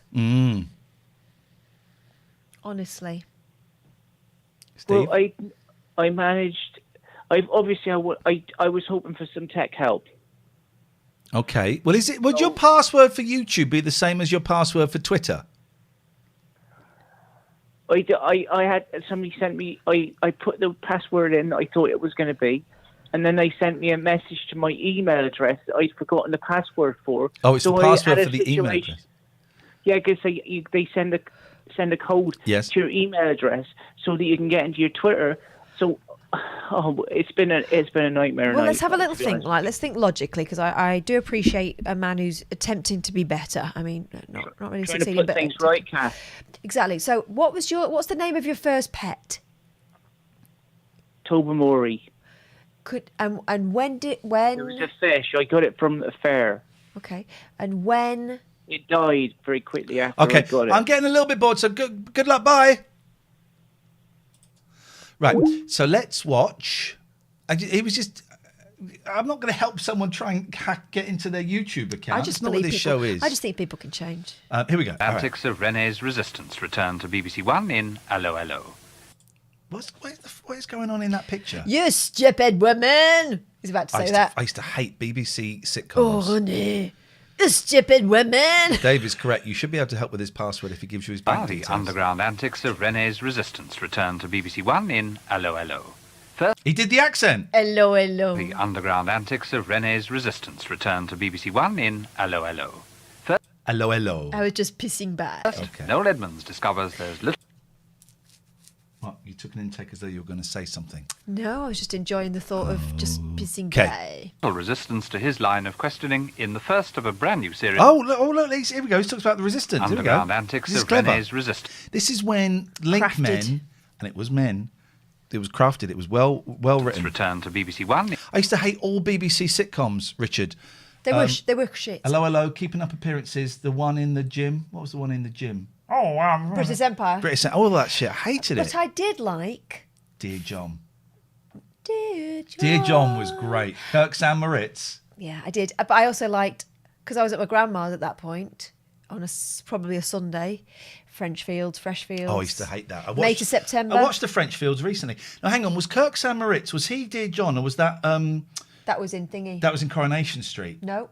No, because he had... there was the guy with the glasses and the plaster on it. Bill Tarmy. As... Len... No. No, not Len Fairclough. What was I thinking of? Jack and Vera. Yeah. Jack Duckworth. Because he had a pseudonym when he was like dating, and he was Kirk. Who was Kirk Sam Moritz? Was he in Dear John, which was funny, or was he in Coronation Street, please? I thought Kirk Sam Moritz was the lad that looked a bit like Alvin Stardust. Yeah, from Dear John. Kirk Sam Moritz. Dear John. There we go. Oh, this is the one where he changed out of the costume.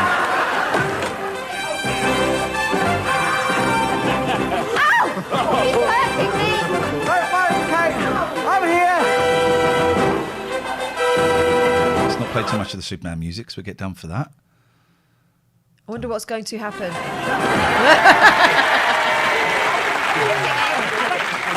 They've hung the old man up on a stand. That looks like the Rovers. Kirk St. Moritz allows no one to upset his friends. Is that right? And what are you going to do about it? Well, there are two ways of handling this unfortunate situation. We can either... or we can talk about it. Do you remember Medallion Man? Yeah. Three of a Kind. What was his David Copperfield? Do you remember that? Three of a Kind. Just about. Lenny Henry, Tracy Ullman, and David Copperfield. And everyone thought Copperfield was going to be the one that was going to be the star. When I was a kid, Medallion Man... It was a reference. People go, who do you think you are, Medallion This was Man? the funniest thing. As like, what year would this have been? 83. As a 9 or 10-year-old, this was the funniest thing I'd ever seen in my life. Here we go.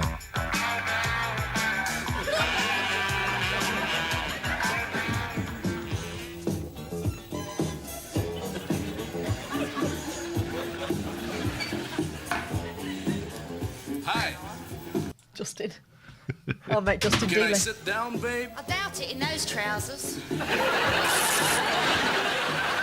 Hey! What are you having, dream child? A lot of aggravation. Okay, right on. Barman, 2 martinis. Oh, yes, one with ground glass in it, please. Hey, hang loose there, baby. Why don't you look into my face? How can I? You're sitting on it. All I want to do is have a nice time. We could go back to my pad, turn the dimmer switch down low, pop on a Tony Christie LP, and swing, swing, swing. Yeah, I'd like to see you swing. Hey. So what do you say? Get stuffed. I was 9 when I found this hilarious. There, babe. You're I don't think talking you got it, mate. I don't think I did. to the company's #1 rep. What, short for reptile? No. You're talking to money here, babe. You're talking to 10,000 plus commission and petrol. You're talking to a Ford Sierra with heated rear screen. You know his accent there? Is that the accent they were doing in that thing you were watching the other day? Oh, yeah, kind of. Sounds a bit like Ian Lee. You, babe, are talking to a circular bed and a sunken bath. And you're talking to a brick wall, so shut up! Excuse me, love, I'm the manager here. Is this Wally bothering you? Yes, he Wally! Come on, Sonny, pop it. Oh, yeah, and what are you gonna do? Well, okay. Ledworth of Henworth there, looking about 12. Yeah. Oh, it's lucky you came over. Yeah, tonight's your lucky night, all right. Hey, what are you Jesus. Three of a kind was weird. I mean, I'm laughing, but it's just out of discomfort, really. Oh, there's like an 84-minute compilation of Three of a Kind from good. BBC Video. Do you remember that? There we go. Oh, it was like a computer. Flipping heck.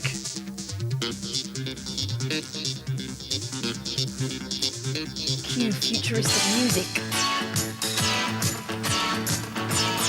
What the? Oh, I remember this music. So it was all done in CFAX style.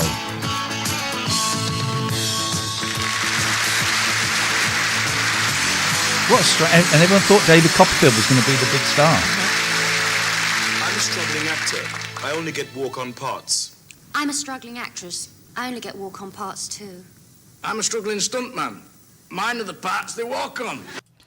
Don't he look? I don't remember him looking like that. Do you remember he had a kids show, Coppers and Co? Yeah. It's weird. It's a strange career. I wonder if he's still alive. I think David Copperfield. He was always my favourite out of the three. This is quite hazy for me because I was 6 or 7. Yeah. Future, I'm only going to eat homegrown food. In future, I'm only going to drink homemade wine. In future, I'm only going to eat things I've reared myself. Sorry, kids. I'm going out with a married woman. If I ring her and a man answers, I put the phone down. I'm going out with a married man. If I ring him and a woman answers, I put the phone down. I'm a shareholder in British Telecom. Thanks to these two, I'm making a fortune. I mean, it's slow, right? It does look like Dougie Brown. You're right. Pump number 4, please. That's £6.40, please. Will you take a I remember when my mum would stop at the petrol, put a fiver in. Fiver in the petrol. And you can't play the game now, stopping on 0-0 because it just goes too fast. I tried the other day. Yeah, I tried it. You can't do Archie's it. going to have a laugh at my receipts. It's always like £30 and a penny. There we go. Check. Yes, we got a check card. Yes, there it is. Car number. XYJ442T. Address. 16 Rosehip Road, Ewell. Fingerprints.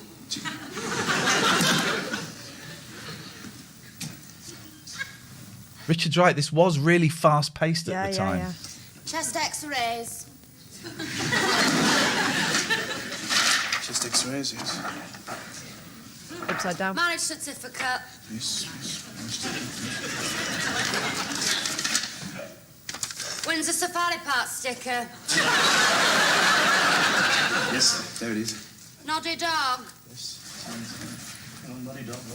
Fluffy dad. Is Lenny Henry 75 this No, year? shut up. That's not real. Ace. Criminal record. Oh, I'm sorry, I haven't got it with me. Oh, well, have you got any other means of identification? I've got a mole on my shoulder and a scar on me in a left thigh. Have you look? Can I have a look? Because we can never be too sure. Come on, get them off. That's the punchline, right? That's the punchline. That is it. Oh, dear. That is it. Gag facts. Dyslexia sufferer succeeds in exams. Passes 5 GCO E-levels.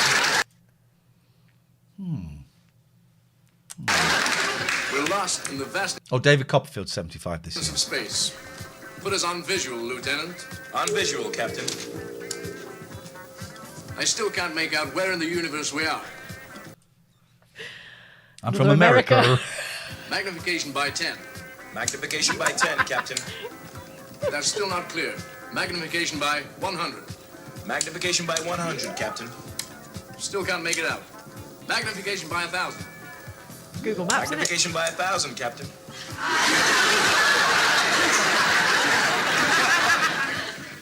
Do you know, I hate people calling me Quasimodo. It really gets my backle.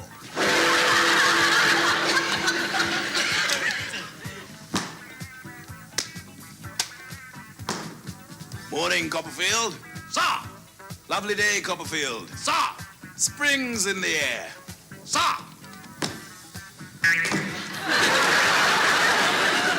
Good morning. Scrunge here. Well. What is going on?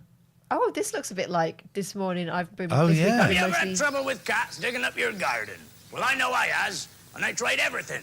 Pepper, bulldogs, the lot. And they kept coming back to the same part. So you know what I did? I concreted it over. Richard says his first... David Copperfield's written an autobiography. What? What is going on? Is it? Has he? Let's have a little look at Amazon. Oh, hang on. Are you making a joke about the book David Copperfield? Is that what he's doing? Yeah. Is he? If you are, Richard, I'm really, really disappointed in you. I'm really disappointed in you, mate. You're a bad man. Yeah. You're a bad man. Yeah. Yeah, it's very... I would ban you. I would ban you. I would ban you for that, actually. Why are you like this? Why would you do that? Where's the fun in It that? hurt you. Where's the fun in that? Sorry, no, was talking about Lenny Henry. You. You can't go...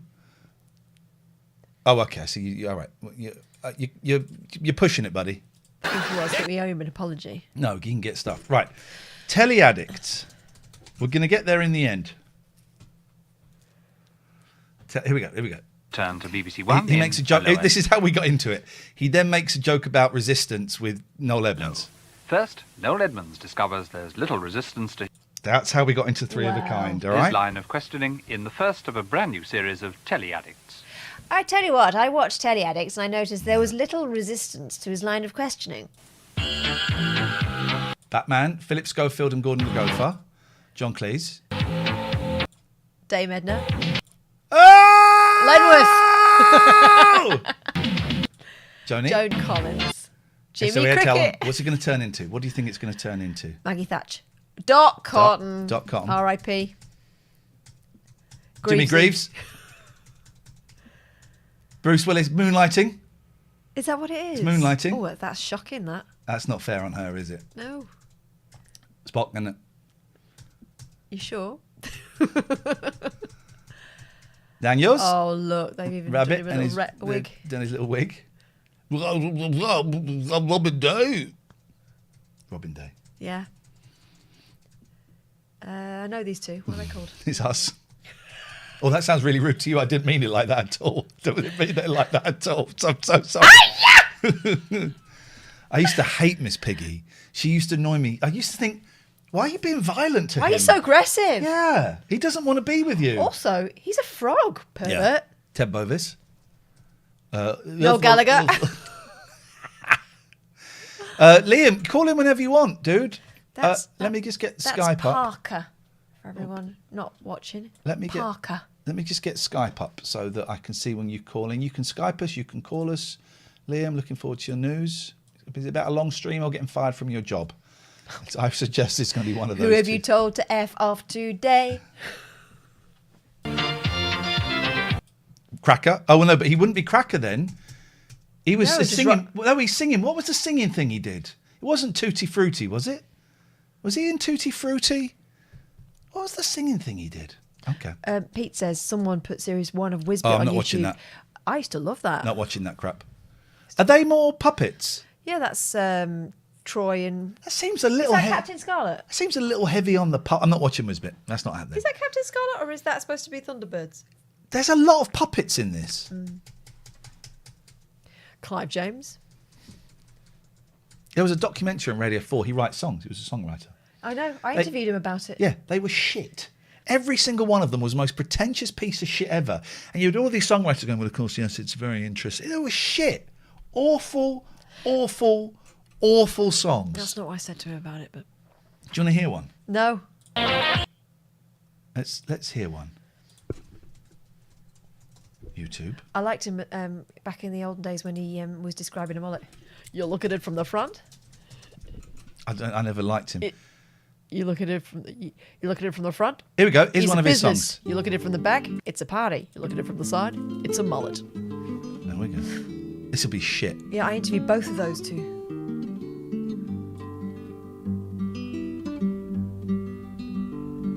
My lady and your champion's depressed.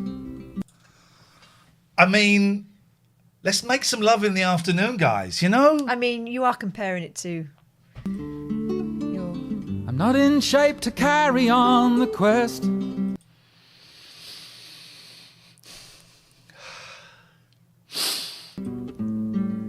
I have to keep my speed down to a trot, or lose what little armor plate I've got. Jeez, it's awful, right?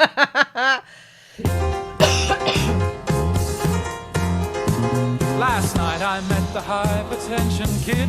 So he writes the lyrics, Clive James, right? So this is quite an exciting introduction to a song. Grimly chasing shorts with halves of bitter in a Mayfair club they call the early quitter. He met my eyes and hit me for a quid. I spend fortunes in this rat trap, said the kid. Jesus Christ. Anyway. I thought that had quite a driving beat. The music was all right, but the lyrics terrible. Catherine, David's complaining we've got 30 seconds into Teleax. Actually, we haven't. If you look at the thing there, we're 26 seconds in, and the first 15 were the... And also continuity. Stop going off on tangents is what Dave is suggesting. Dave, I'm so sorry. Okay, so Annika. Juliet Bravo. Oh, I used to love that. Used to love that. I only found out when I grew up that her name was not Juliet. I know. I found it out when I was a kid, but I know what you mean. Yeah, disappointing.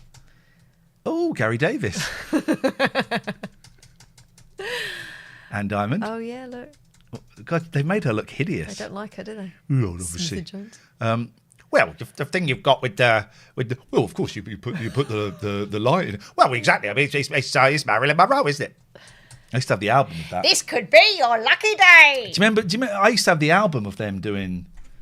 Well, yeah, of course. Well, obviously, of course, yeah, you know. I used to love that album. What else did they say? Well, you know, what happens when you see a lady? Oh, of course, when you see a lady. Oh, yeah, of course. That's a good impression, right? Yeah, I like the face you do. It's a good impression. Do it again. I'm not doing it again. One more. Well, of course, the other day I was having a drink. Oh, yeah, I was down the pub and I was having a drink. Right. Edmonds! We're home and dry. Edmonds.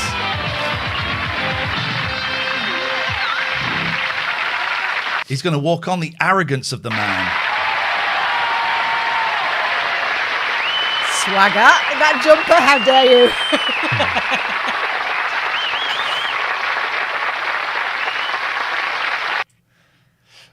Okay, that's an audience. What's this guy fiddling with? It's got like a crown or something. Thank you very much indeed. And a warm welcome. That's when his hair and his beard matched. Yeah, before he was a prick. Welcome to the first show in our brand new season as we look for the... Oh, season, saying season in 1987. That's precipitous. He must be from America. The Teleaddict family of 1987. You know the rules, you know what happens. We've got one or two slight changes. They'll become apparent in just a while. And we've got some great TV I'm distracted by that little animal on his shoulder, either side. Well, I don't see it. The mullet. Oh, right. For you. And by way of an attempt at making our families, this series, relax a little. You're right, Paul. His picture was the most flattering of the lot. You're absolutely spot on. We've invited them... I bet he kicked off when he saw the original. Yeah. Not just to bring themselves, but also to bring one or two things from home, so we can see the state of their... They're going to be funny bits. Bring a few things from home.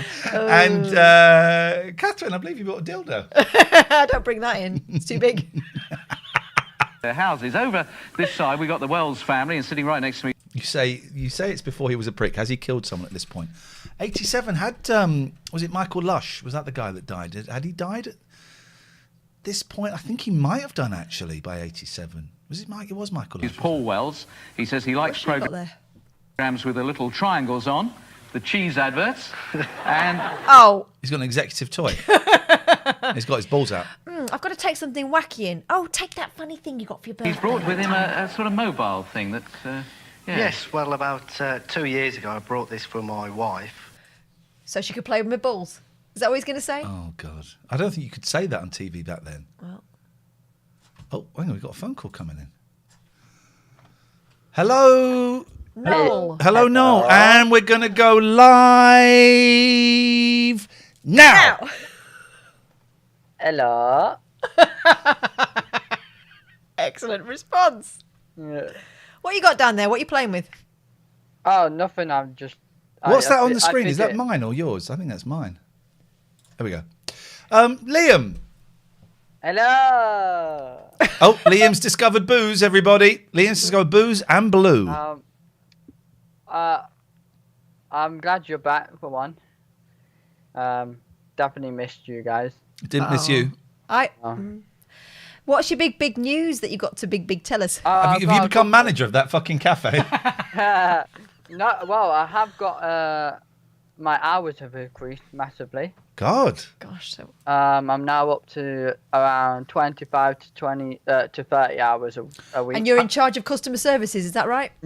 I see you got the YouTube cushion that every you know they give out trophies and stuff for 100,000. You get a bronze one for 100,000. You get that for 5 followers.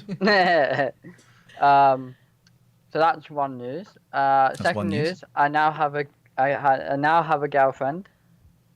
Ooh, now. We've been together about a week now. You going to marry her? Maybe one day, yeah. I love it. So soon. I love it. When you know, you know. Yeah. Well, it's still new, but yeah, I'm happy. Good. I'm really pleased that's for you. Really lovely. I also forget about that. Back to Tesco. No, forget about No, that. I need to know more about that, but we'll return to it. All right. Was she a customer that you told to fuck off and she found that sexy? No. Okay. I now have the official uniform for Tesco. Which is where you work, so that's useful. Yeah, well, I didn't have it. And it's your favourite colour, look. It's the colour of Leicester City. Don't put it on that. Don't put it on. No, you'll never find it. I will. So yeah, I'm officially part of the team. I didn't have the old uniform because I was waiting for the new. Yeah. And I've got a boner. They were waiting to see whether you were worthy before you got the official fleece. Let's get the bloody thing going. Well, I haven't told anyone else to fuck off yet, so. Well, it's progress. Shut up. How are you? Grab pussy. Oh, no, stop that. Not in the cafe. You're a cocaine addict. How are you two doing anyway? We're all the better for seeing you. Now, back to this girlfriend. All right. How did you meet? On a site called Badoo. Oh. Like Erykah Badu, the singer. Has she got a dating site? Do you remember Erykah Badu? Yeah. I saw Emily Sandé, a picture of Emily Sandé, and I was reminded I went and saw her in concert once at the Hammersmith Odeon. Oh, good. Badudu? Or Badoo don't? Badoo. Badoo? Yeah, Badoo. Badoo. And why did you go there instead of, I don't know, Plenty of Fish or all those other places? Plenty of Fish is just scamming bastard. Plenty of Catfish, is it? No, just like... He went on Plenty of Fish and then went... Who are these people? Wasn't interested. Then he went on Badoo and went... Who are these people? Oh! Black bra. He was in. No, I was on Tinder and I was on Badoo, so... Dave's got a good question. What were you wearing at work before you got the official uniform? In the nud? So I still had to wear... Skins up like jeans, black jeans. Do you have to do it in your pants and vest? But I was wearing like a navy blue... That would explain why you had a bit of a temper, to be honest. Totally makes more sense. Nippy. Sorry, it was a serious question. You were wearing dark jeans. What else? Black shoes, that we have to. Yeah. And What then colour socks do you wear, mate? Do you have a strict colour coding for the socks? No. You wear any socks you want? Yeah. Okay. That's good to know. And then I just like a dark blue like polo shirt. All right. Okay. Okay. Good. So have you met this girl yet? Yeah. I've seen her with. Oh no, because your last girlfriend was a massive racist, wasn't she? Yeah. Okay. Has this girl shown any race? She said the M word, the P word, the W word, the C. She's not said any of that. She's amazing. She's woke. Yeah. Well, she's a complete different person to who I've dated before. Okay. Good, because otherwise that'd be going back. Well, did she vote Conservative in the recent elections? I do not know. Okay, I think you should ask her. I think you should know these things. What, week one? I look really handsome, don't I? A little bit of tannage. Sorry, carry on. Well, she stayed around. Stop looking at yourself. She stayed at your house? Yeah. Oh. She's staying around tomorrow night. And I've got a boner. No. It's a pleasure I get out of life. Stop it. We're talking romance. You give us the meat. No. Give us the meat. Right. So what's going to happen? No, I don't want to know about that. That's your private business. But are you gonna wine and dine? We're gonna go on some nice dates soon. Yeah. All right. At the minute, I've been literally non-stop working or college or stuff like that, and she came into your house and she went, "What a dick!" No, but it was nice. We're getting along, and she came into your house and you went, donuts. Oh, she's not just after you for your donuts, is she? Because No. we know you're the donut king. Dave wants to know if she's sat in the corner of your room right now. No. Okay. I can show you a mess of a bedroom. Oh gosh, where the magic happens. New normal. Oh, well, that's lovely. So talk me through the first date. You walked into the room and you saw her. No, there's no limit. Good lad. You've broken him. Are you happy? We've broken Liam. Imagine stealing his sausage with a fork. If he's lucky. And then throwing it across the room. If he's lucky, that might happen. Well, thank you for that, Liam. Oh, that's making lovely. us all jealous that your life is going well while ours is turning to shit. Thanks, mate. Thanks very much indeed. Anyway, I want to see this guy's balls. Look at you. We are 1 minute 35 in. We've been doing this for 40 minutes. Let's see these two things. Yes. I don't know where the sex crime clip is. Otherwise, I would have played the sex crime. I think I may have lost that. You could play that one. I like the mushy peas. That one. I forgot to pack I was my going to. swimsuit. I was going to. But I'm a gentleman. Liam says, what happened? I'm 18, she's 30. Does that make me dirty? That's a great song. The London Fractures, if anyone's interested. In the middle. Hi, and that's the kind of thing you have around your house, is it? Yes, all over. Great. Don't laugh. I bet Noel's house is full of that shit. Yeah, but he fucking believes it's connected to the universe. By the way, this guy's, probably about 25, isn't he? Yes. And the wife is next to him. The wife is next to you. And it's She's on the Trish. sofa with someone else. What the hell is going on? There's so much to take in, right? Yep. And she collects old comics, that's right? Yeah, that's You've just put a We bit... did love an extra belt back then. Yep. Old comics. You got Jimmy Tarbuck, have you? Is he going to make that joke? He wasn't old then. in for Les Dawson here. Boom. Thank you. And we have a photograph that you've very kindly brought along. Trish, what are you doing in that picture? Have you seen the Vic and Bob piss take of Noel Edmonds and when he's got David like Travis? When he's got like a sort of like a body stocking on, it's got like lumps in it. But he gets sorry, Noel Edmonds goes, here's a picture of you looking a little bit different. Also, you say, what have you got there? Oh, I like to put things inside her. Did you not see that one? I know that one. I know the Goldie looking chain did that. Right, hang on a second. Let's have a look. Vic. Do you like Bob, to put something inside her? Edmonds. That was the and joke. Dave Lee Travis. Oh. No. Shooting Stars Bob does. Oh, it's not. It's not. It's not there. Do you remember when Vic and Bob? No one else will remember this. Did Milli Vanilli on the Jonathan Ross show? They did. Milli Vanilli. It was like Jonathan Ross said, "All right, we've got Milli Vanilli on the show now," It was Vic and Bob. and it was them. I think they may have blacked up. No. I think they may have blacked up. Does anyone know where that might be? Vic, oh God, it's not on here, is it? I think I'm the only person that remembers it. I think I'm the only person that that's no.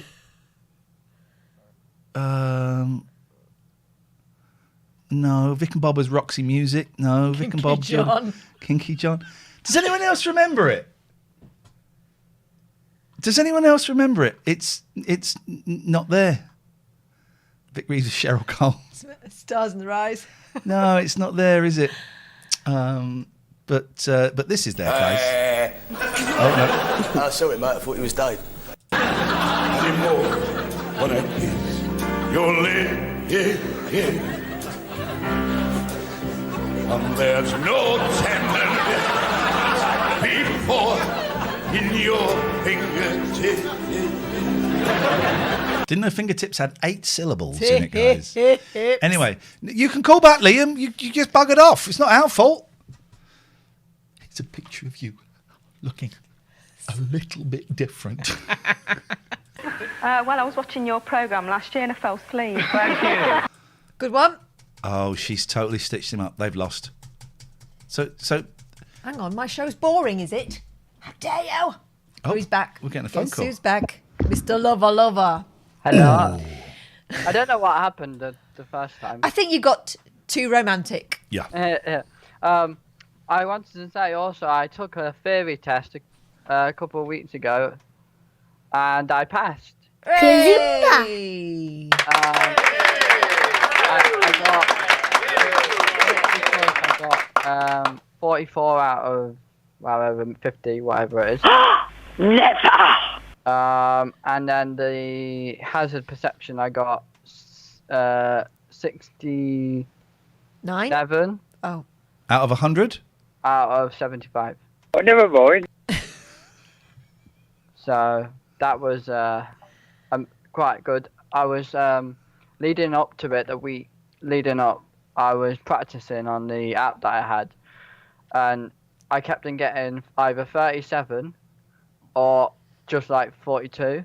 And then My granddad, if I did my driving test, my granddad would take me out to teach me how to drive, and we used to pass this road, and it was like decorated red, gold, and green. And I'd say, "Granddad, can we go down there?" And he said, I won't go down the regular route. So that was that. Where's your granddad from? I thought he was Scottish. Racist. Bone digger. Yeah. So Anyway, Biddly good. biddly That's bong. great. That's very Okay, good. so you did. Okay. I think what he wants is praise. Also, what was that song? Let's get the bloody thing going. That's about this phone call. You played? Which one? The one that you said if you want. I'm 18, she's 30. Does that make me dirty? Yeah, what's that song called? It's called "I'm 18, She's 30." that- Brackets. Does that make me dirty? Close brackets. It's by the London Fractures. London Fractures. I pray to God Yeah. you never pass your driving test. Why? Because I got kids. I want them to be safe out there, man. Wow, I'm an excellent driver. Yeah, he's got all that trucking experience. Yeah. Fucking hell. All right. I'm going to cut you up. That's it. We're done. Goodbye. Thank you. He has got all that trucking. Remember he got kicked out the trucking club? Yeah, he wasn't fast enough, was he?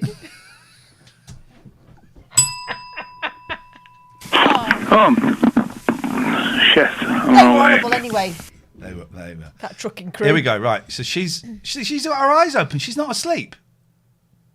No. She's doing like a sex It's like an early 80s sex look. I think that's exactly what it is. Trish, what are you doing in that picture? Normally they've got like a fuzz across the eyes, haven't they?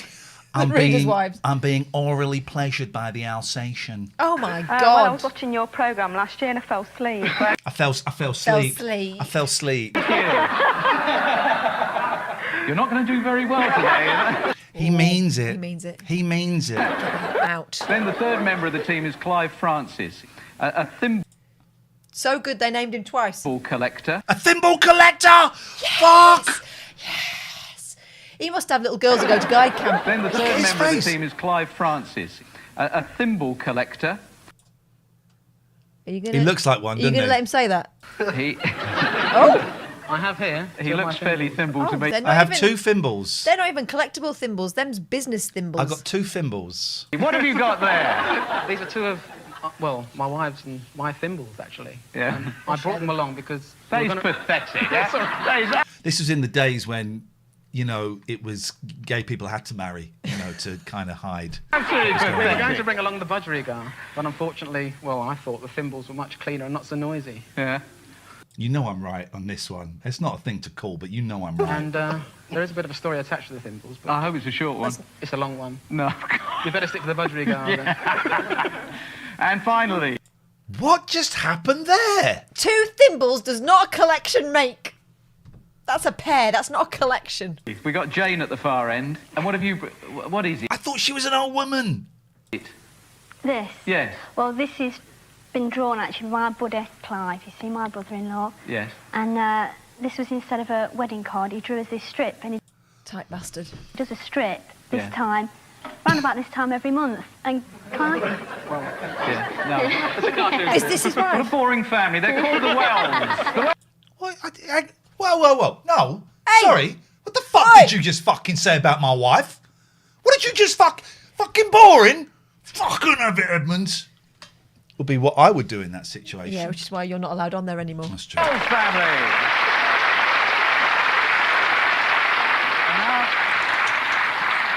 To do battle with the Wells family, we've got the Simons, is it? Not They're Simmons, bloody it's- dull as well, frankly. I wish they'd piss off. I can't wait to see this guy's moustache. That's what we're here for. Simons. And we got Les here. You once worked as a banana ripener, you tell us? Yes, I was involved. What's that about? What's this cartoon that you've brought? Why everyone's into cartoons, aren't they? Look at his fucking camel toe he's got there. Oh my God! What is that? Dirty bastard. He's ripening a banana. But someone's just stuck his face. It's shit. They've only coloured in his jumper and the bananas. Last Christmas, and friends of mine decided to, just as a memento, just to remind me of my time spent in the banana business. How do you ripen a banana? Well, with difficulty, actually. What is going on? That's why you no longer do it. Yes. It does look like Bristow. Absolutely right. The crafty cockney. Next to you, you've got Janet. Very keen on hockey, I'm told. That was a look. Kind of Deirdre Barlow, Sue Pollard. That was a look. Yeah, I used to, yeah. Bully for you. Oh, thank you. Also a parachute enthusiast as well. That's why you brought along a certificate that you normally have hanging in your front. What are you laughing at, Noel? You You've been successful at parachuting, have you? Well, I've only done it the once. Do you know what I'd say? Yes, Noel, don't be a tit about it. You asked us, your production team, Noel, asked us to bring this stuff in. We just wanted to come do the quiz. It's a new thing for this season, you're calling it. Oh, that means, because we're not Americanized yet. We were asked to bring this in. We thought we were just going to have a little bit of fun with the hoofa doofa. But please don't take the piss out of our lives. Why are you being like this? Anyone could do it once.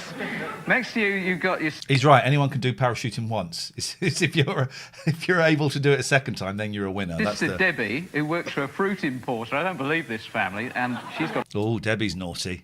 Debbie's naughty. Why? Because she's got a fringe and a shaggy perm. Debbie's got the... No, look at those eyes. She's got the vibe. A plum job. And she brought an owl with her, and you made that at school in woodwork class. Somewhere in my first exam.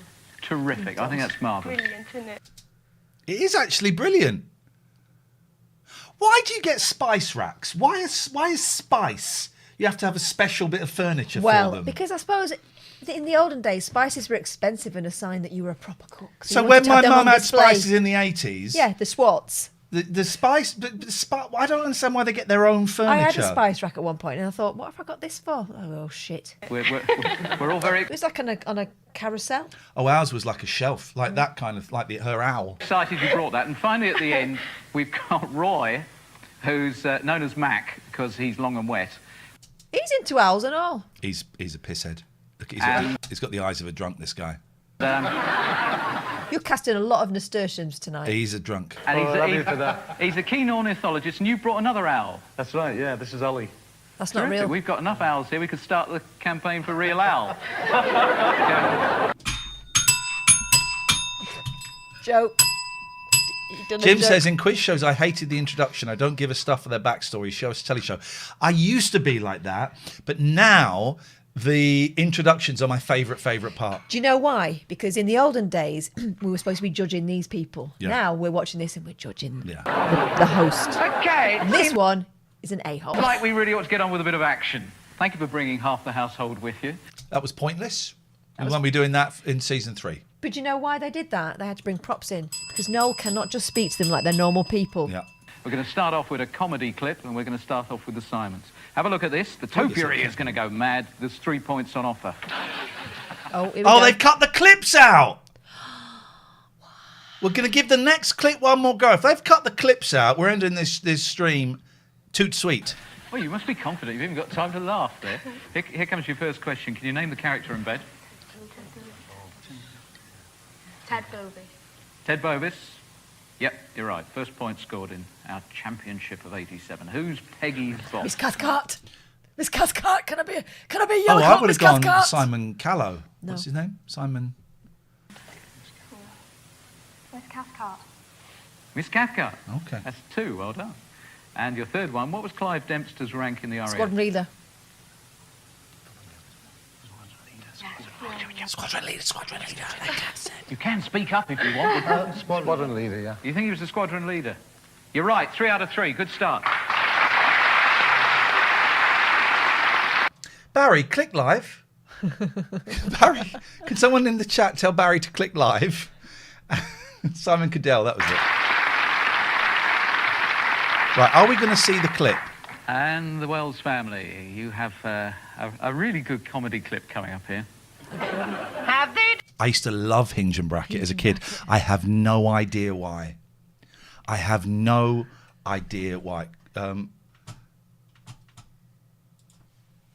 Barry, click live, mate. No idea why I used to love Hinge and Bracket. There was something about them. Decided what you've got. I've got a book written by the one in the bed. Hinge or Bracket? No. They're men, it turns out. What? Frankly, they haven't. Can't seem to agree on it. Just the other day, a crowd of young I used to love them. I don't know why. students came round and diagnosed me. What, all of them? Yeah. No wonder you're looking flushed. Unfortunately, they couldn't concur on my prognosis. I should hope not. Well, they tried to. One did suggest I may have an obscure form of... You'll have to speak up, dear. I can't hear you over the grapes. An obscure form of... Come, what's she saying? Gout, is it? Oh, gout. Wouldn't worry. Wouldn't worry about that, you know. Gilbert had that. Not your brother? No, W.S. Oh. Arthur Sullivan's chum, you know, yes. What is going on? This is insane. As an 8-year-old, 9-year-old, I used to love these two. I don't even understand what they're saying anymore. Had a very nasty attack of it just around the gondoliers. Bollocks. No, it's true. Right. So, series title, please. Judgy face from Noel there. Yeah. Well, Hinge and Bracket was called, wasn't it? No, it had they ran a like a B&B or something, I think. Hinge and Bracket? Hinge and Bracket. No. Dear ladies. Ladies. Marcus said I saw them live back in the day. Oh, dear ladies. I think one of them's still alive. We looked at getting one on the show, actually. Maybe that's why I've got the book. Yeah. Who had the grapes? The Doctor. Or the Dame? That's a guess. The Dame. Doctor. Dame. Dame. Hilda Brackett. clearly one of your favourite programmes. He's beautiful, isn't he? What? He's shimmering, that guy. He's just shimmering. Which village do the ladies live in? Markfield? Well, obviously, of course, what you've got to do there is, well, yeah, I know, obviously, yeah. I think things are getting a bit desperate here. Stackton Trestle.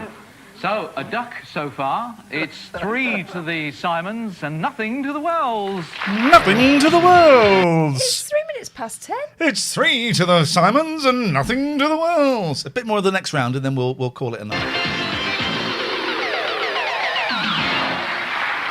Oh, dear. Don't worry, we've now got something that's much more in Tricia's... Oh. Because he's not referenced the Hoofer Doofer. This is only series 2. Maybe the Hoofer Doofer became a thing later on. He hadn't named it at this point. No. And of course, it is one of the greatest phone-in radio topics you can do. What do you call your remote control? It's a great phone-in. I call it the magic. What do you call it? The Dicky Dirt. The what? The Dicky Dirt. The Dicky Dirt? Which is crazy because I think that's the rhyming slang for shirt, but my mum and dad used to call it Dicky that. Dirt. Yeah. Honestly, if I ever get another radio show, first phone-in, what do you call the remote control? It's the best. My Spanish friend used to call it El Poder, the power. I was thinking as Who's well. got the power? Here's something we're going to do on here one day. We're going to do it. Go on. Because we've never done it. Old kids' TV shows.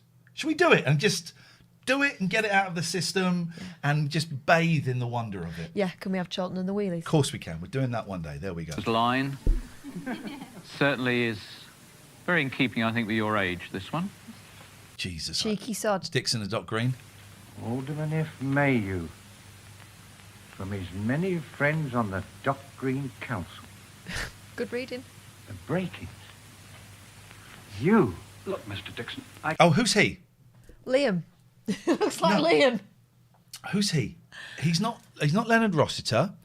He's Yes Prime Minister. No. He's Yes Prime Minister, right? Isn't he? Mr. Dixon, I can explain that. You used your uniform for this. I had to have money, see. I did it first time just as a lark. Maybe not. No, but I know Nobody you mean. suspected a copper, see? Shut up! You can tell me to get to the station. There's nothing Don't like bent coppers in Doc Green. worse Paul Eddington. Is it Paul Eddington, Richard? than a rotten copper. Nothing. It's the lowest thing that crawls on God's earth. Well, you may want to have a word with Cressida Dick and our current serving police. Take off that uniform. Oh, I see. Take it off! No. What, now? This is And highly when you've got unorthodox. it off, put on something different. Then I'll arrest you. Is it Paul Eddington? I think it's Eddington. Right, so, first one. Name the actor playing the bent copper. That's Paul Eddington. Hey! Paul Eddington. You got a point! Yes. Well done! They've got the first point! Number 2. All right, I'm going mad. Who played George Dixon? Jack Warner. Jack Warner. 2 points. Well done. And for 3, how did he greet us each week? Wasn't it like, I'm only because I've seen this kind of stuff, wasn't it like good evening? Yeah, something like Good evening. It was something like that, wasn't it? Good evening. Good evening. Evening all. Evening all. Evelyn Hall. And I'm not that old, but I'm only old enough because when I was a kid and they'd show this and Gloria Hunniford had like a quiz about old TV, that was kind of where it was. And that's the thing, right? Kids now, my kids don't know any of this stuff because we don't have to sit and watch the same things together. Yep. It's not the same, we've got more choice of what TV to watch as a family. So, oh no, this would never work now. No. This would never work as a thing now. It's the weirdest thing, though, when you're talking to like a 19, 20-year-old and they'll say something like, oh, I don't know who, I'm pulling something out of the air, Bruce Springsteen is before my time. And you go, Bruce who, sorry? But it's because they've not had to watch things they weren't necessarily interested in like that. Like I used to watch all the old, Rodgers and Hammersteins with my grandma because that was what was on. That was it. That's why I watched Hinge and Bracket because that's why I liked it because there's only 3 channels. Yeah. Or Hinge and Bracket, nothing else on. Yeah, fuck that. We used to watch TV. TV used to shut down in the afternoon. You may not remember that. You may just be a little bit too young for that. But TV would shut down in the afternoon. Me and my sister would watch. You had the static, and then before it came on, you got this blue screen with like this sort of shape, like IBA, I think it was, or something. And we'd sit and watch that for half an hour until telly came. We'd watch the static and that. Evening. IBA, Independent Broadcasting Association. Evening all, well done. They've finally got 3 points. Good stuff. Very good indeed.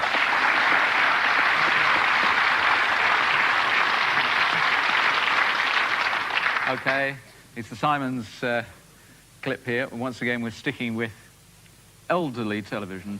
What's the matter with Dr. Cameron? He passed me just lately. Dr. Finley's Finley's Casebook. I've been listening to that on BBC Radio 4 Extra. Oh, yeah. And it's the guy from Gregory's Girl plays Dr. Finley. Oh, nice. It's I mean, it's boring, but it's thoroughly decent. The wrath of God. All I got was a Gordon. black look in there. Was his name Gordon Sinclair? Yeah. John Gordon Sinclair. John Gordon Sinclair. It ain't fair, John Gordon Sinclair. I remember that bit in Gregory's Girl where he's got no top on and does that, and that still makes I've me never laugh. seen it. Covers. Her name was Dee Hepburn, and she ended up in Crossroads. But that's my case. Aye, well, times a man would rather have his grievance than a £5 note. Is she supposed to be famous? Because is one of these meant to be famous for something else then? Best Dallas is in labour.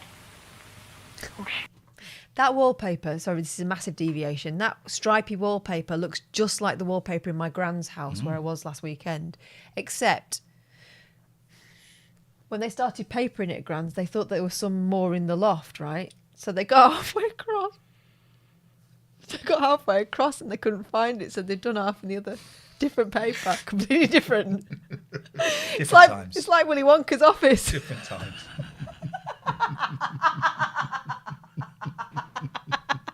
She's early. Oh, thank God she's in hospital. She discharged herself. Oh, and when they finished the other paper, they found the stripes. Oh my God. It's never changed. It's been like that for over 20 years. Honestly, nothing matches. It's wonderful. Who is she? She's not like... I don't recognise the face. She's not that girl with Little Willie in EastEnders. No, let's see. No. She's at the cottage. Gretchen. Oh, no. Hoffner. Oh, hi. Gretchen Life Hoffman. goes on while you're gallivanting, Doctor. I wasn't gallivanting. I was looking into a practice that was for sale. Look at his widow's peak. Oh, no oxygen. He looks like Bernie Winters. He does a bit. No car. Why is he acting so rushed? Oh, no. Help. Hello, get me Glasgow, will you? He's doing it wrong. You have to do that first. Yeah. Certainly will not. Dr. Sutton Scott's an alcoholic and the practice has gone to the devil. Come on, come on. Oh, do you think I was trying to phone New York? That was me on the line to Direct Line this afternoon. Okay, first question. What was Janet's job? Housemaid. Housekeeper. Oh, stop whispering. I want to hear what you're saying. Was she the housekeeper? I think she was. Yeah, housekeeper. Housekeeper. She was? It was obvious from that clip. It was obvious. The housekeeper. Next one. Who played Doctors Finley and Cameron? Well, that's not fair. They want two names. Rude. The other team didn't get that. No. Andrew Cruikshank was... Bill Simpson, I think. And Bill Simpson, yeah. Bill Simpson and Andrew Cruikshank. You are right. So your third question. What was their house called? Arden House. Arden House. This is very Well good done, stuff. lad. Well done. Well done, lads. We got 3 to the Wells, but 6 to the Simons now. Telly's pointless, isn't it? It's It's just that thing of filling in time until we die. I've done so many pointless shows. You think, what is it? What is this? What is this? It's just a lot of people looking at telly on the telly. I know. What's a load of shit? And then people are watching us watching telly. But they're watching us on the internet, so that's different. Modern. Oh, he's off. He's gone off for a shit. Now the Simons have yet to actually lose a point. We come to our prop bag. And if you can See what's get in here. the television programme, that's what I'm We'll guess the looking for, programme. on the first go, then you get 3 points. Would you like to hold that? God. 40 Towers. What, because of the hamster? Yeah, it's a rat. 3 points if you can tell me what the programme is from that. What? What? Yeah, go for it. Magic Roundabout. No, you thought that was Dougal. Oh, yeah. All right. No, so it's 2 points now. Oh, it's it's Star Trek. There were tribbles, and that's 3D chess that Spock plays. There you go. Carry along. Really? Looks like a cake. Oh, this is good news for the Wells, this is. They're definitely in 3D trouble chess. here. No. No? Back. Down to 1 point. Oh, Do right, have okay. that. What the hell? Yeah. 1 point available. Star Trek, you think? You're right for 1 point. What's that picture of him holding like a giant shield? Right, we'll have the next round and then we're Star off. Trek it is. Did your dad make those? Let's have a little look at the end, see if his name. I don't think he did tell you, Alex. The studio, he was more like out OBs. The studio stuff was that other fellow whose name I can't remember. It's a tribble. That was, that little furry thing. So, What happened there? Something Someone drops and they all look. That Look, was, that little furry thing. So, look there. Look at that. Yeah. It's like when I get the cat food out. we're looking for the identity. The bath. James Herriot. No, all right. I was thinking the one where they go down the bath. Yeah. Last of the Summer Wine. Yeah. Okay. You're going James Herriot. I'm going Last of the Summer Wine. It wasn't called that. It was called All Creatures Great and Small. There we go. Programme. Nice pair of wellies there. I'll do veterinary. Okay. 3 points. If you can get that, you could do with it. 2 Ronnies. You're right. Had a hard Jesus, week. say something. When they go on the farm, 2 Ronnies when they go on the farm. Or Emmerdale Farm. Oh, yeah. Emmerdale. Gardeners, question time. Emmerdale. No, it isn't Emmerdale Farm. It's All Yeah, Creatures you're Great right. and It's All Small. Creatures Great and Small.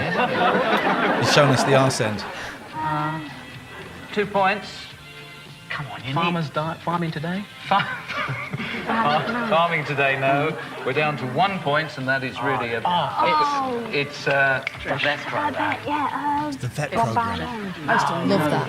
Yeah. All creatures great. All creatures great and small. All creatures great and small. You're quite right. I just see. Right. So we'll come back and watch it. I just want to check the credits. See if it's my dad. I don't think it is. Anne Denning. I never heard of Anne Denning. I don't know who that is. All right, we're done. Thank you, everybody. Well, that was a blast, wasn't it? We had some fun tonight. Controversy with conspiracy theorists. Yeah, poor Buzz. I'm sure he's still reeling from that. Yeah. Steve Maglar used to like him, but that stuff's mean. Back. I might be doing a gaming stream because someone's selling me a little gaming console, so I might do a gaming stream at some point. But otherwise, back on Wednesday at 7 o'clock. Hopefully last night's show will be up to watch at some point. I've got to cut another thing out. And it's taken ages for the first one to get cut out. So we'll see. As soon as you do that, I will have it and I will turn it around, hopefully this weekend. Well, you can still get the audio off it. I can't. Oh, is it locked in? Yeah. Matty. Can we fast forward and see who wins? No, you cannot. No, you cannot. All right, everyone.